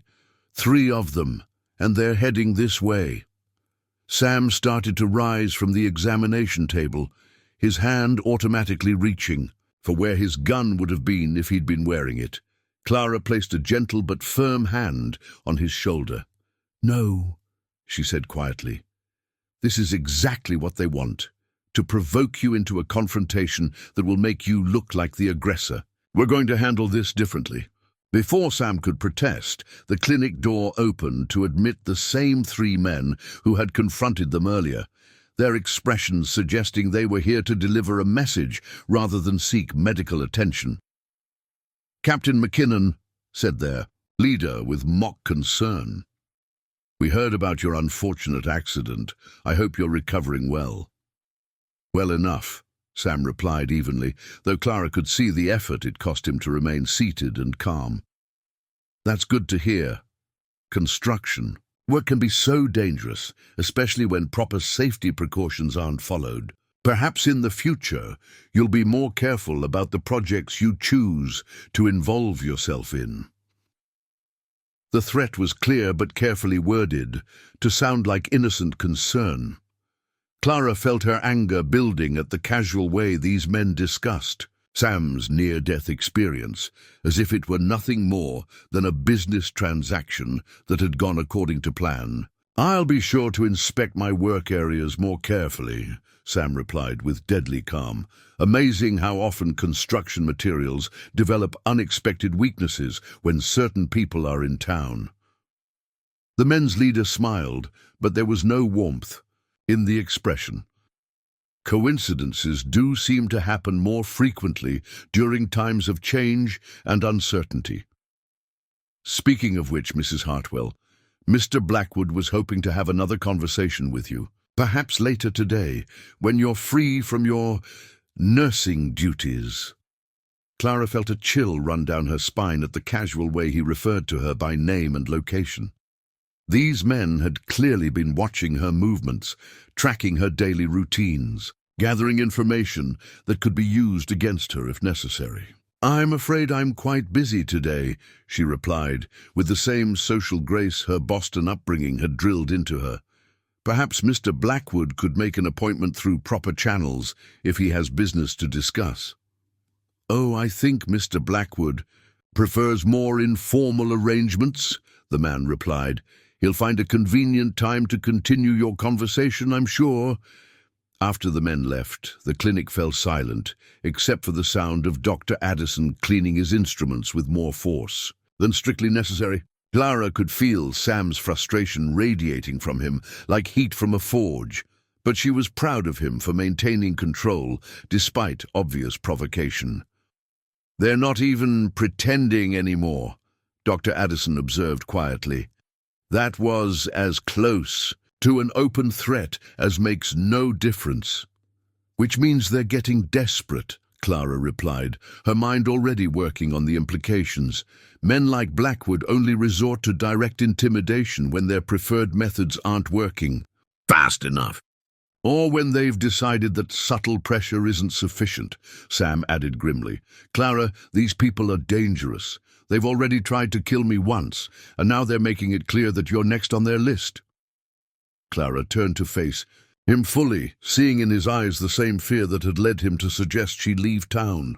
But this time, instead of trying to convince her to flee, she could see him wrestling with the recognition that running wasn't an option for either of them. "Sam," she said quietly, "I need you to trust me. I have an idea, but it's going to require both of us to do things that feel dangerous and wrong." "What kind of idea?" Clara glanced at Dr. Addison, then back at Sam. "The kind that could end this situation permanently, but only if we're willing to take some significant risks and trust each other completely." Sam studied her face for a long moment, then nodded slowly. "Tell me what you're thinking." "I've been corresponding with people in Millfield and other towns where Blackwood has operated. Not just asking questions, but gathering testimony, documentation, evidence of his methods and the damage he's caused." Clara's voice grew stronger as she outlined her plan. "What we need is to get him to reveal his true methods publicly, in front of witnesses who can't be intimidated or bought. How do we do that? By giving him what he thinks he wants. A private meeting where he believes he can pressure me into cooperating with his plans. But instead of meeting alone, we'll arrange for the entire community to witness his real methods and intentions." Dr. Addison looked skeptical. "That's assuming he'll reveal his true nature in public. Men like Blackwood are usually too smart to make incriminating statements in front of witnesses."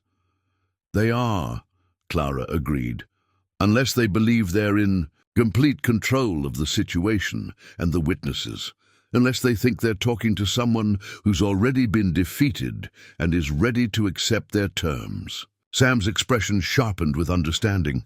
"You want to make him think you're surrendering." I want to make him think he's won, that the fire and the attempt on your life have broken our resistance and convinced me that cooperation is the only safe option." Clara's smile was sharp with determination.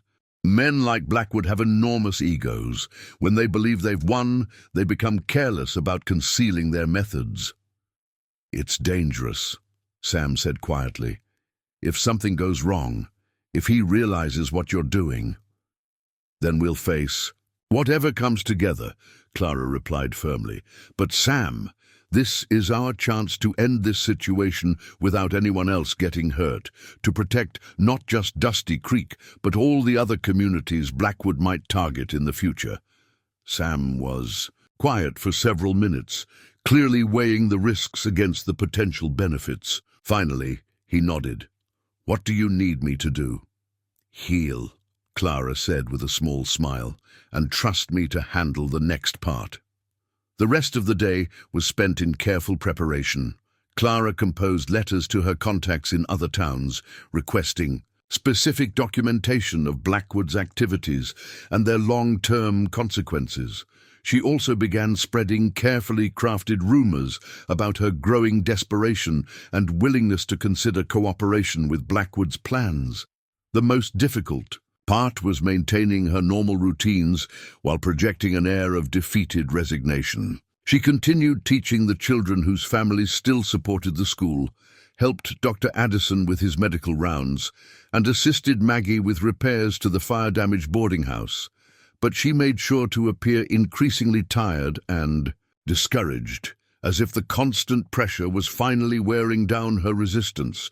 The response was exactly what she had hoped for. By evening, word reached her through Maggie that Blackwood was pleased to hear about her apparent change of heart and would be delighted to meet with her privately to discuss mutually beneficial arrangements. "When and where?" Clara asked. "Tomorrow evening at sunset," he suggested. "The creek bank, where you can have privacy for your conversation." The location was perfect for Clara's purposes, isolated enough that Blackwood would feel safe speaking freely, but accessible enough that witnesses could be positioned nearby without being detected. She sent word back that she would be there. That night, as Clara made final preparations for what might be the most important confrontation of her life, Sam found her on the boarding house porch, where they had shared their first kiss only weeks earlier. "Are you sure about this?" he asked quietly, settling beside her on the wooden swing. "No," Clara admitted, "but I'm sure that doing nothing isn't an option. These people are my family now, Sam. This place is my home. I won't let Blackwood destroy it just because fighting back is dangerous." Sam took her hand in his calloused fingers intertwining with hers. "I've spent years believing I didn't deserve happiness because I couldn't save my men during the war. It took meeting you to realize that maybe the real failure would be refusing to fight for something worth protecting when I have the chance." Clara turned to face him, seeing in his eyes a resolution that matched her own. "What are you saying?" "I'm saying that I love you, Clara Hartwell. I love your courage, your determination, your refusal to accept injustice just because fighting it is difficult. Whatever happens tomorrow, I want you to know that meeting you has given me back something I thought I'd lost forever." "What's that?" "Hope. The belief that some things are worth risking everything to protect." Clara felt tears spring to her eyes at the quiet intensity of his declaration. "I love you too, Sam McKinnon. You taught me that I'm stronger than I ever imagined, that I have something valuable to contribute to the world. You helped me find not just a home, but a purpose." They kissed then, with the desperate passion of two people who had found each other against impossible odds and were determined not to let anyone tear them apart. When they separated, both were breathing hard and clinging to each other as if they could hold back the uncertain future through sheer force of will.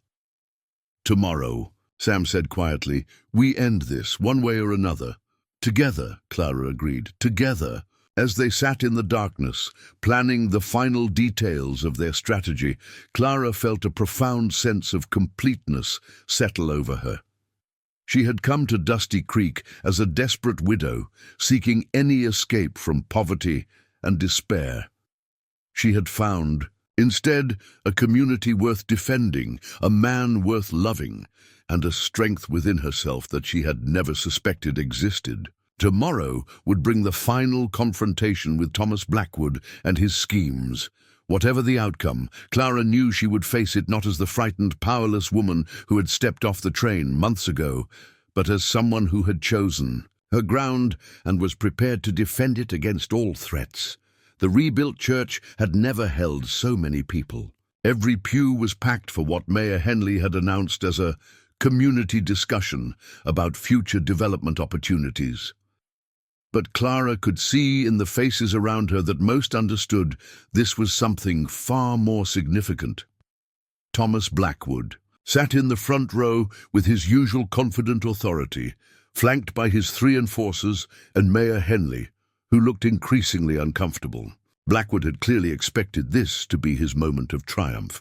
He had no idea that Clara had spent the past week orchestrating what she hoped would be his downfall. "Before we begin," Clara said, rising from her seat, "I'd like to introduce some visitors who have traveled considerable distance to join our discussion tonight." She gestured toward 3 people at the back, 2 women and an elderly man, all bearing weathered faces of farmers who had seen better days. Blackwood turned to look, and Clara caught the flicker of recognition and alarm that crossed his features. "Mrs. Sarah Fleming traveled here from Millfield to tell us about her family's experience with Mr. Blackwood's land acquisition services." Mrs. Fleming stood slowly, gripping a worn letter. "Mr. Blackwood purchased our farm last year. He told us it was worth $800, but paid $1,000 because he understood our difficult circumstances after the drought." Murmurs rippled through the crowd. $8,000 was more than most Dusty Creek families saw in 2 years. What we didn't know was that he had already negotiated to sell our land to the railroad for $12,000. Our neighbors found out later that our farm was worth at least $6,000 at fair market value. The murmurs grew agitated. Clara watched Blackwood's pleasant expression remain fixed even as his hands clenched. "That's quite an accusation," Blackwood said smoothly. "But I'm afraid Mrs. Fleming may be confused about the details. Property values can be very complex to determine."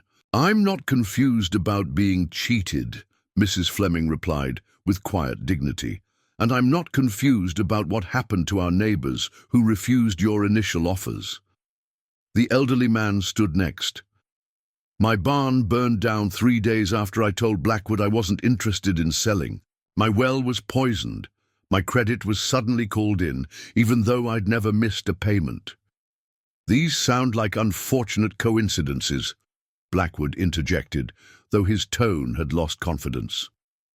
The third visitor, a weary woman perhaps, at 30, spoke up.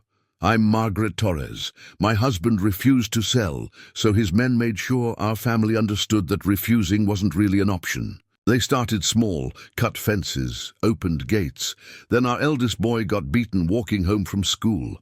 When my husband still wouldn't sell, our house caught fire while we were sleeping. We barely got the children out alive." Shocked silence fell over the church. "These are serious accusations," Mayor Henley said nervously, "but impossible to verify." "Actually," Clara said, producing a thick folder, "we have considerably more than that." She had spent every spare moment gathering documentation, bank records showing properties sold to Blackwood at below-market prices, then immediately resold at enormous profits, insurance claims for suspicious fires, testimony from officials who realized they were enabling systematic fraud. "What you're holding," Blackwood said with dangerous calm, "is a collection of rumors assembled by people looking for someone to blame for their failures." "Maybe not individually," Clara agreed, "but taken together, they show a clear pattern of fraud, intimidation, and violence." She began reading accounts of families pressured into quick sales after mysterious misfortunes, properties purchased at fractions of their value. Furthermore, I've been in correspondence with law enforcement, officials in Kansas City investigating organized land fraud. They're very interested in Mr. Blackwood's practices. This was a bluff, but the effect on Blackwood was immediate. His composed facade cracked slightly. I think this meeting has devolved into character assassination, Blackwood said, rising. My associates and I have better things to do than listen to fantasies of disappointed farmers and hysterical women. The dismissive tone stirred anger throughout the crowd. Mr. Blackwood, Sam said quietly from the back, I think you misunderstand. This isn't character assassination. It's a community deciding whether to trust their futures to someone whose track record suggests they'd be making a serious mistake. The confrontation escalated until Clara finally said, Mr. Blackwood, I think it's time for you to leave Dusty Creek. I don't think you're in a position to make demands, Mrs. Hartwell. You're a nobody, a widow with no standing beyond what you've manipulated from these simple people. Instead of intimidation, his words galvanized the community. One by one, people stood up, even Pete Kowalski, who had been among her harshest critics. Mrs. Hartwell has more standing than you'll ever have, Pete declared. She taught our children, sat up with sick families, helped rebuild homes. The unified opposition was unmistakable. Clara felt tears at this unexpected demonstration of acceptance. Blackwood left with final threats, but the community had stood together and won. After he departed, Sam stood and made an announcement that would change everything. Clara Hartwell, he said, pulling out a simple gold ring and dropping to one. Nee, will you marry me? The church erupted in cheers as Clara said yes, realizing her journey west had brought her everything she had never dared hope for. The weeks following Thomas Blackwood's departure brought a transformation to Dusty Creek that went far beyond the physical repairs that continued throughout the community. There was a new energy in the air, a sense of possibility and shared purpose that infected even the most pragmatic residents with something approaching optimism. Clara found herself at the center of wedding preparations that had somehow evolved from a simple ceremony into a community-wide celebration. Every family seemed determined to contribute something to the festivities, whether it was Maggie O'Brien's promise to bake the wedding cake, Maria Rodriguez's offer to provide flowers from her carefully tended garden, or the Coleman family's insistence on donating lumber for a new schoolhouse as a wedding gift.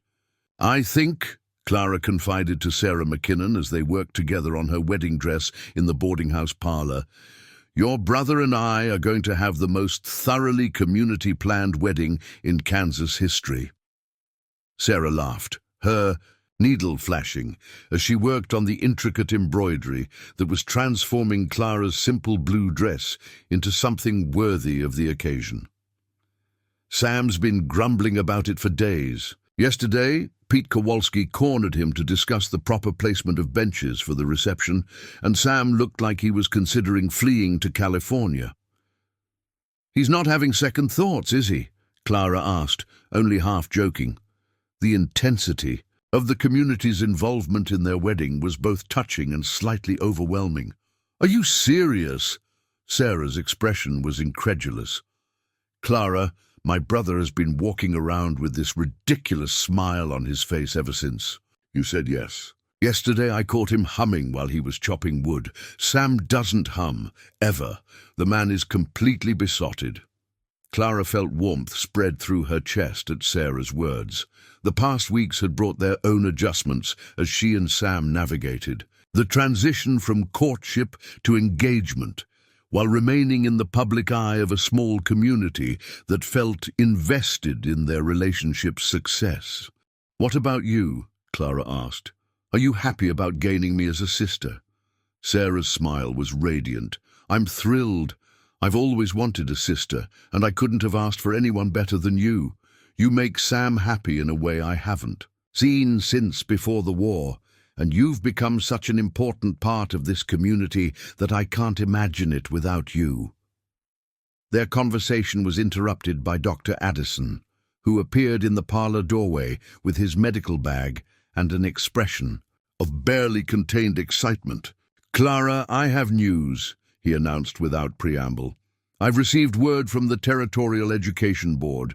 They're willing to provide funding for a permanent schoolhouse here in Dusty Creek, along with an annual salary for a certified teacher." Clara set down her sewing, her heart racing with the implications. A permanent school with actual funding? "More than that," Dr. Addison continued, settling into one of Maggie's worn armchairs. "They're offering you the position contingent on your completing a correspondence course in educational methods. The salary isn't large, but it would make you financially independent and give the school official recognition." Sarah clapped her hands together in delight. "Clara, that's wonderful. You'll be the town's first official teacher." Clara felt a mixture of joy and trepidation at the offer. Financial independence was something she had never expected to achieve, and the opportunity to establish a real school in Dusty Creek was everything she had hoped for when she first began teaching the children. But the timing, just weeks before her wedding, created complications she hadn't anticipated. "Dr. Addison," she said carefully, "this is an incredible opportunity, but I'm not sure how it would work with my upcoming marriage. Married women aren't typically allowed to hold teaching positions." Dr. Addison's smile suggested he had anticipated this concern. "Actually, that's changing in many territories. The Education Board specifically mentioned that they're interested in hiring qualified women regardless of marital status, particularly in frontier communities where teachers are scarce." "What does Sam think?" Sarah asked, clearly recognizing the potential complications. "I wanted to discuss it with Clara first," Dr. Addison replied diplomatically. "But I suspect Sam will be supportive. He's always been an advocate for your teaching." That evening, Clara found Sam working on repairs to the church roof, a project that had become his personal mission to complete before their wedding. The sight of him moving confidently across the wooden framework, his earlier trauma with construction, accidents apparently overcome, filled her with pride at how far they had both traveled from the wounded people they had been when they first met. "Sam," she called up to him, "could you spare a few minutes? I have something important to discuss with you." He climbed down with the easy grace of someone who had regained his confidence in physical spaces, wiping sawdust from his hands as he approached her. "What's on your mind?" Clara explained Dr. Addison's offer, watching Sam's face carefully for any signs of concern or disapproval. Instead, she saw his expression light up with genuine excitement. "Clara, that's incredible news. A permanent school, official recognition, financial independence, everything you've worked toward. You're not concerned about the implications? A wife who works outside the home isn't exactly conventional." Sam's smile was tender as he pulled her into his arms. "Nothing about you has ever been conventional, and that's one of the things I love most about you. Besides, this community needs your skills as a teacher, and you deserve recognition for the work you've been doing." "There's something else," Clara said, gathering her courage for the more difficult part of the conversation. "Dr. Addison mentioned that once the school is established, there might be opportunities to help other communities set up similar programs. It would mean occasional travel, time away from Dusty Creek." She felt Sam stiffen slightly and hurried to continue. "I'm not saying I want to take on such responsibilities immediately, but the possibility exists, and I wanted you to know about it." Sam was quiet for several minutes, and Clara could see him wrestling with competing impulses, his desire to support her ambitions against his protective instincts and his own need for the security of home and routine. "How much travel are we talking about?" he asked finally. "I don't know yet. Perhaps a few weeks a year, if that. and only to communities within reasonable distance. I'm not talking about leaving Dusty Creek permanently or abandoning our life here." Sam nodded slowly. "I won't pretend the idea of you traveling alone doesn't worry me, but I also won't pretend that I have the right to limit your opportunities because of my fears." He paused, then smiled wryly. "Besides, if you're going to be helping other communities fight off land speculators and corrupt officials, you'll probably need a sheriff along for protection."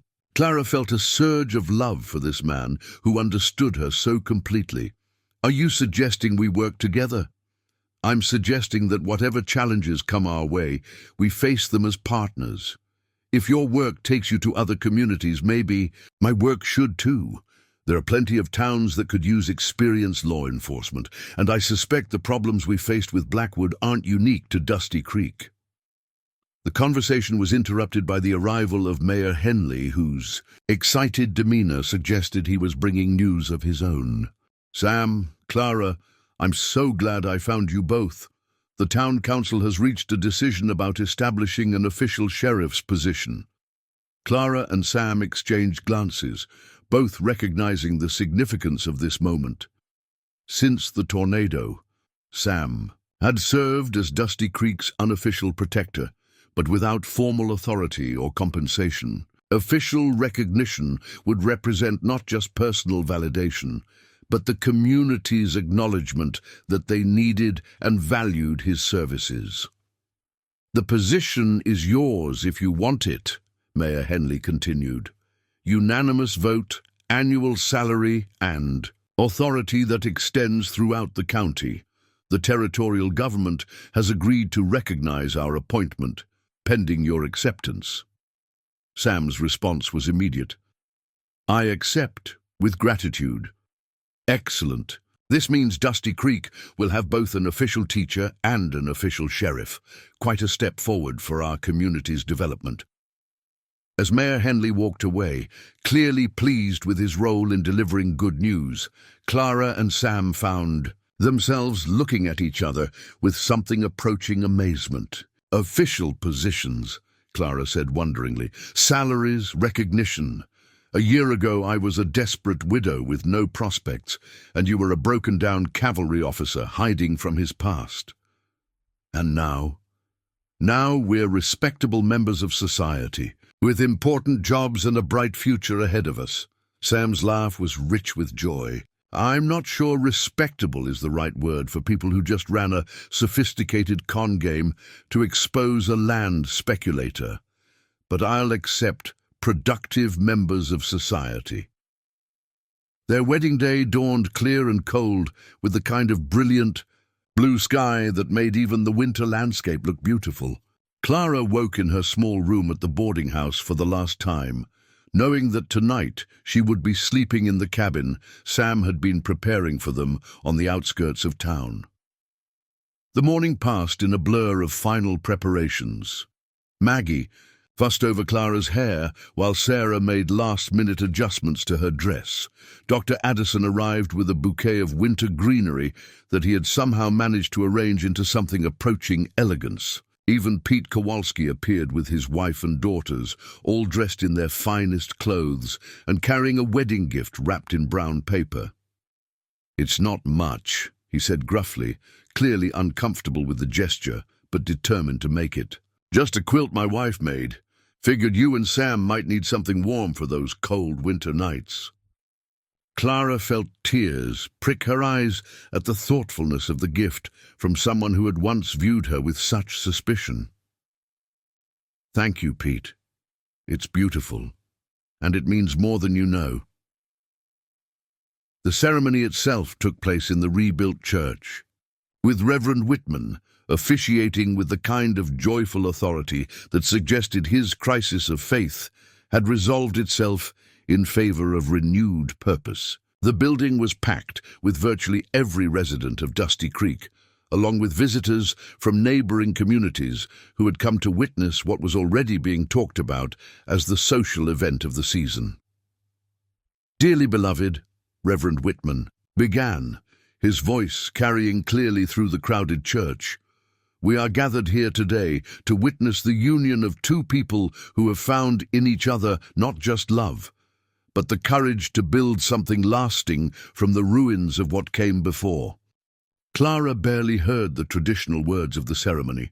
Her attention focused entirely on Sam's face and the wonder she saw reflected there.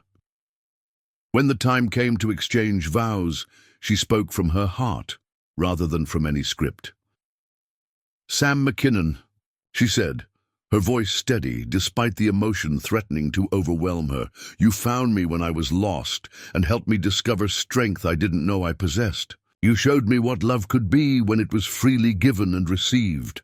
I promise to stand beside you through whatever challenges we face, to support your dreams as you have supported mine, and to love you with everything I have for as long as I live." Sam's response was equally heartfelt. "Clara Hartwell, you brought light into a life I thought would always be shadowed by the past. You taught me that healing is possible, that happiness is something I'm allowed to pursue, and that some risks are worth taking because the reward is so precious. I promise to protect what we've built together, to trust in your strength, even when my protective instincts want to shelter you from the world, and to love you with every breath I take, until my last day." When Reverend Whitman pronounced them husband and wife, the church erupted in celebration that spilled out into the streets and continued well into the evening.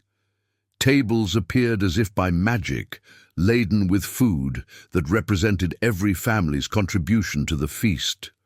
Musicians emerged, with fiddles and harmonicas, filling the air with melodies that set feet to dancing and hearts to soaring. Clara found herself swept from conversation to conversation, receiving congratulations and well wishes from people who had become her family over the past months. The transformation in their attitudes toward her was remarkable. Where once there had been suspicion and resentment, now there was genuine affection and gratitude for her contributions to the community. "Mrs. McKinnon," said Maria Rodriguez, using Clara's new title with obvious pleasure, "my Tommy wants to know if you'll still be his teacher now that you're married." "Of course I will," Clara replied, delighting in the sound of her new name. "Teaching was my calling before I was married, and it will continue to be my calling afterward. Marriage doesn't change who I am or what I have to offer the world." As the evening progressed and the celebration began to wind down, Clara found herself standing apart from the crowd for a moment, taking in the scene of her community, her family, enjoying themselves in honor of her happiness. The contrast with her first night in Dusty Creek, when she had felt so alone and unwelcome, was almost overwhelming. "No regrets?" Sam asked quietly, appearing beside her with 2 cups of coffee that had been liberally enhanced with whiskey from someone's private supply. "None," Clara replied immediately, then paused to consider the question more seriously. "Actually, that's not entirely true. I regret how long it took me to find you, to find this place, to discover what I was capable of becoming." "I don't," Sam said, pulling her closer to his side. "If we had met earlier, we would have been different people. We needed to go through what we went through, the losses, the struggles, the healing, to become people who could appreciate what we have now." Clara nodded, recognizing the truth in his words. Her disastrous first marriage had taught her to value genuine affection when she found it. Sam's war trauma had given him the empathy to understand her own wounds and the determination to protect what they had built together. "What are you thinking about?" Sam asked, noting her thoughtful expression. "I'm thinking about how far we've both traveled to get here. Not just the physical distance, but the emotional journey. A year ago, I thought my life was essentially over. I was prepared to settle for mere survival, for safety without happiness. Now...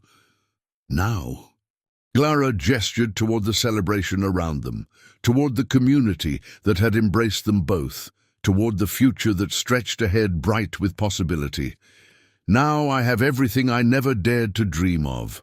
A home, a family, work that matters and a partner who sees the best in me, even when I can't see it myself. And I have someone who helped me remember that I'm more than the sum of my worst moments, Sam replied.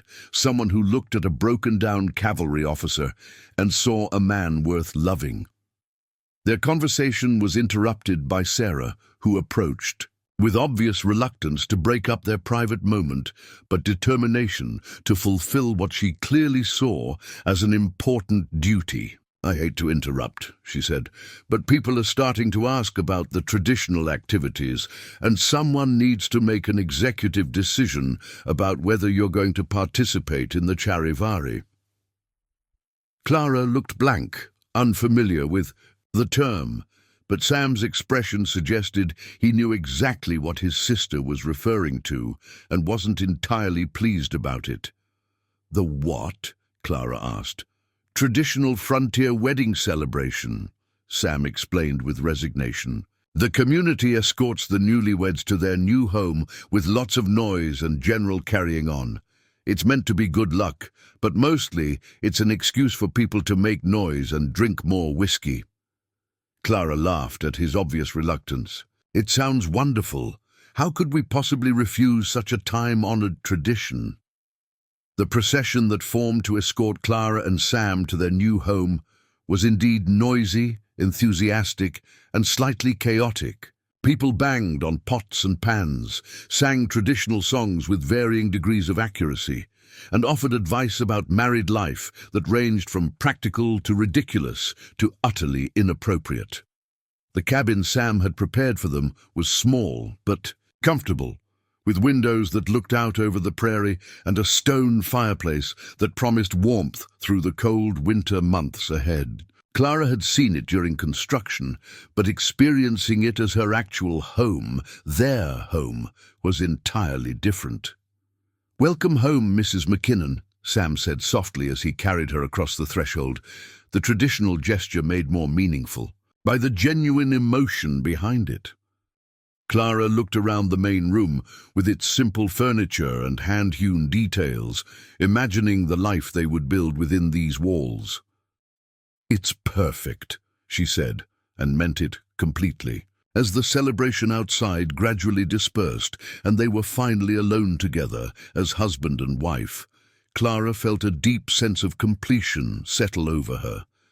The journey that had begun with her desperate flight from Boston had led her not just to safety, but to genuine happiness and a sense of purpose she had never expected to find. "Sam," she said, as they sat together in front of their own fireplace, watching the flames dance and listening to the wind across the prairie, "do you ever think about what would have happened if I hadn't come to Dusty Creek? If John Morrison hadn't died, if the tornado hadn't happened, if all the circumstances hadn't aligned exactly as they did?" Sam considered the question seriously. "Sometimes. But then I remind myself that speculation about what might have been is less important than gratitude for what actually is." He pulled her closer, his arm warm and solid around her shoulders. "We found each other, Clara, against all odds, despite everything that tried to keep us apart. We found each other and built something beautiful together. And now? Now we keep building. The school, the community, our life together. We help other people find what we've found, whether that's other communities facing outside threats or other individuals looking for their place in the world." Clara nodded, thinking about the correspondence course in educational methods that would allow her to become a certified teacher, about the communities that might benefit from their combined experience with land speculation and corruption, about the children who would learn to read and write in the school that bore her name. "I love you, Sam McKinnon," she said, the words carrying all the depth of feeling that had grown between them over the months of struggle and discovery. "I love you too, Clara McKinnon," he replied, and the sound of her new name on his lips was like a promise of all the tomorrows yet to come. Outside their windows, snow began to fall, not the threatening blizzard of winter's cruelest months, but the gentle, steady snow that promised renewal and growth when spring returned. Clara watched the flakes drift past the glass and felt a profound sense of peace settle over her. She had found her home, her purpose, and her heart's companion in the most unlikely of places. The future stretched ahead, full of challenges and opportunities, but whatever came, she would face it as part of a community that valued her contributions and beside a man who loved her, not despite her strength and independence, but because of them. The first heavy snowfall of winter arrived on a Thursday in late November, transforming Dusty Creek into a landscape of pristine white that softened the edges of buildings still bearing tornado scars. Clara stood at her new home's window, marveling at how completely her life had changed since that grey October morning when she first stepped off the train. 6 months. She had arrived as a desperate widow, with nothing but a small valise and dwindling hope. Now she was Clara McKinnon, wife to the town sheriff, official teacher of the Dusty Creek School, and according to the Territorial Education Board's latest letter, a candidate for training other frontier teachers throughout Kansas. "Deep thoughts?" Sam asked quietly, appearing with coffee and settling beside her on the bench he had built. "Grateful thoughts," Clara replied, leaning into his warmth. "I was thinking how different this view looks now. Same buildings, same prairie, but everything feels completely changed." Their conversation was interrupted by the evening train's whistle. Soon after, while checking on elderly Mrs. Henderson, they encountered a young woman struggling through the snow from the station, another stranded mail-order bride whose intended husband had died. Eleanor Marsh's story was heartbreakingly familiar. Clara immediately offered help, seeing herself 6 months earlier. By evening's end, Eleanor had found lodging with Maggie and several potential opportunities for work. "Thank you," Eleanor said as Clara and Sam prepared to leave. "I don't know how to repay your kindness." "You repay it by succeeding," Clara replied. "By making a place for yourself here and then helping the next person who arrives in similar circumstances." Walking home through snow, Sam observed, "You were completely confident tonight, like someone who knew exactly what needed to be done." Clara realized she had become someone who could solve problems instead of just enduring them, someone who created opportunities instead of waiting for them. "I've been thinking about women like Eleanor," she said. "There must be many stranded in similar circumstances. Perhaps we could help them. Correspondence networks, practical advice, coordinated assistance. Partners in law enforcement and social reform," Sam smiled. "I like the sound of that." As they settled by the fire, Clara thought about the future. They were building, not just personal, but their contribution to creating communities where people could find belonging regardless of circumstances. The girl who had fled Boston in desperation was gone, replaced by a woman who understood that home wasn't a place you found, but a place you created through courage and service. Clara McKinnon had found everything she'd never dared dream possible, and become someone capable of helping others discover the same miraculous possibility of transformation.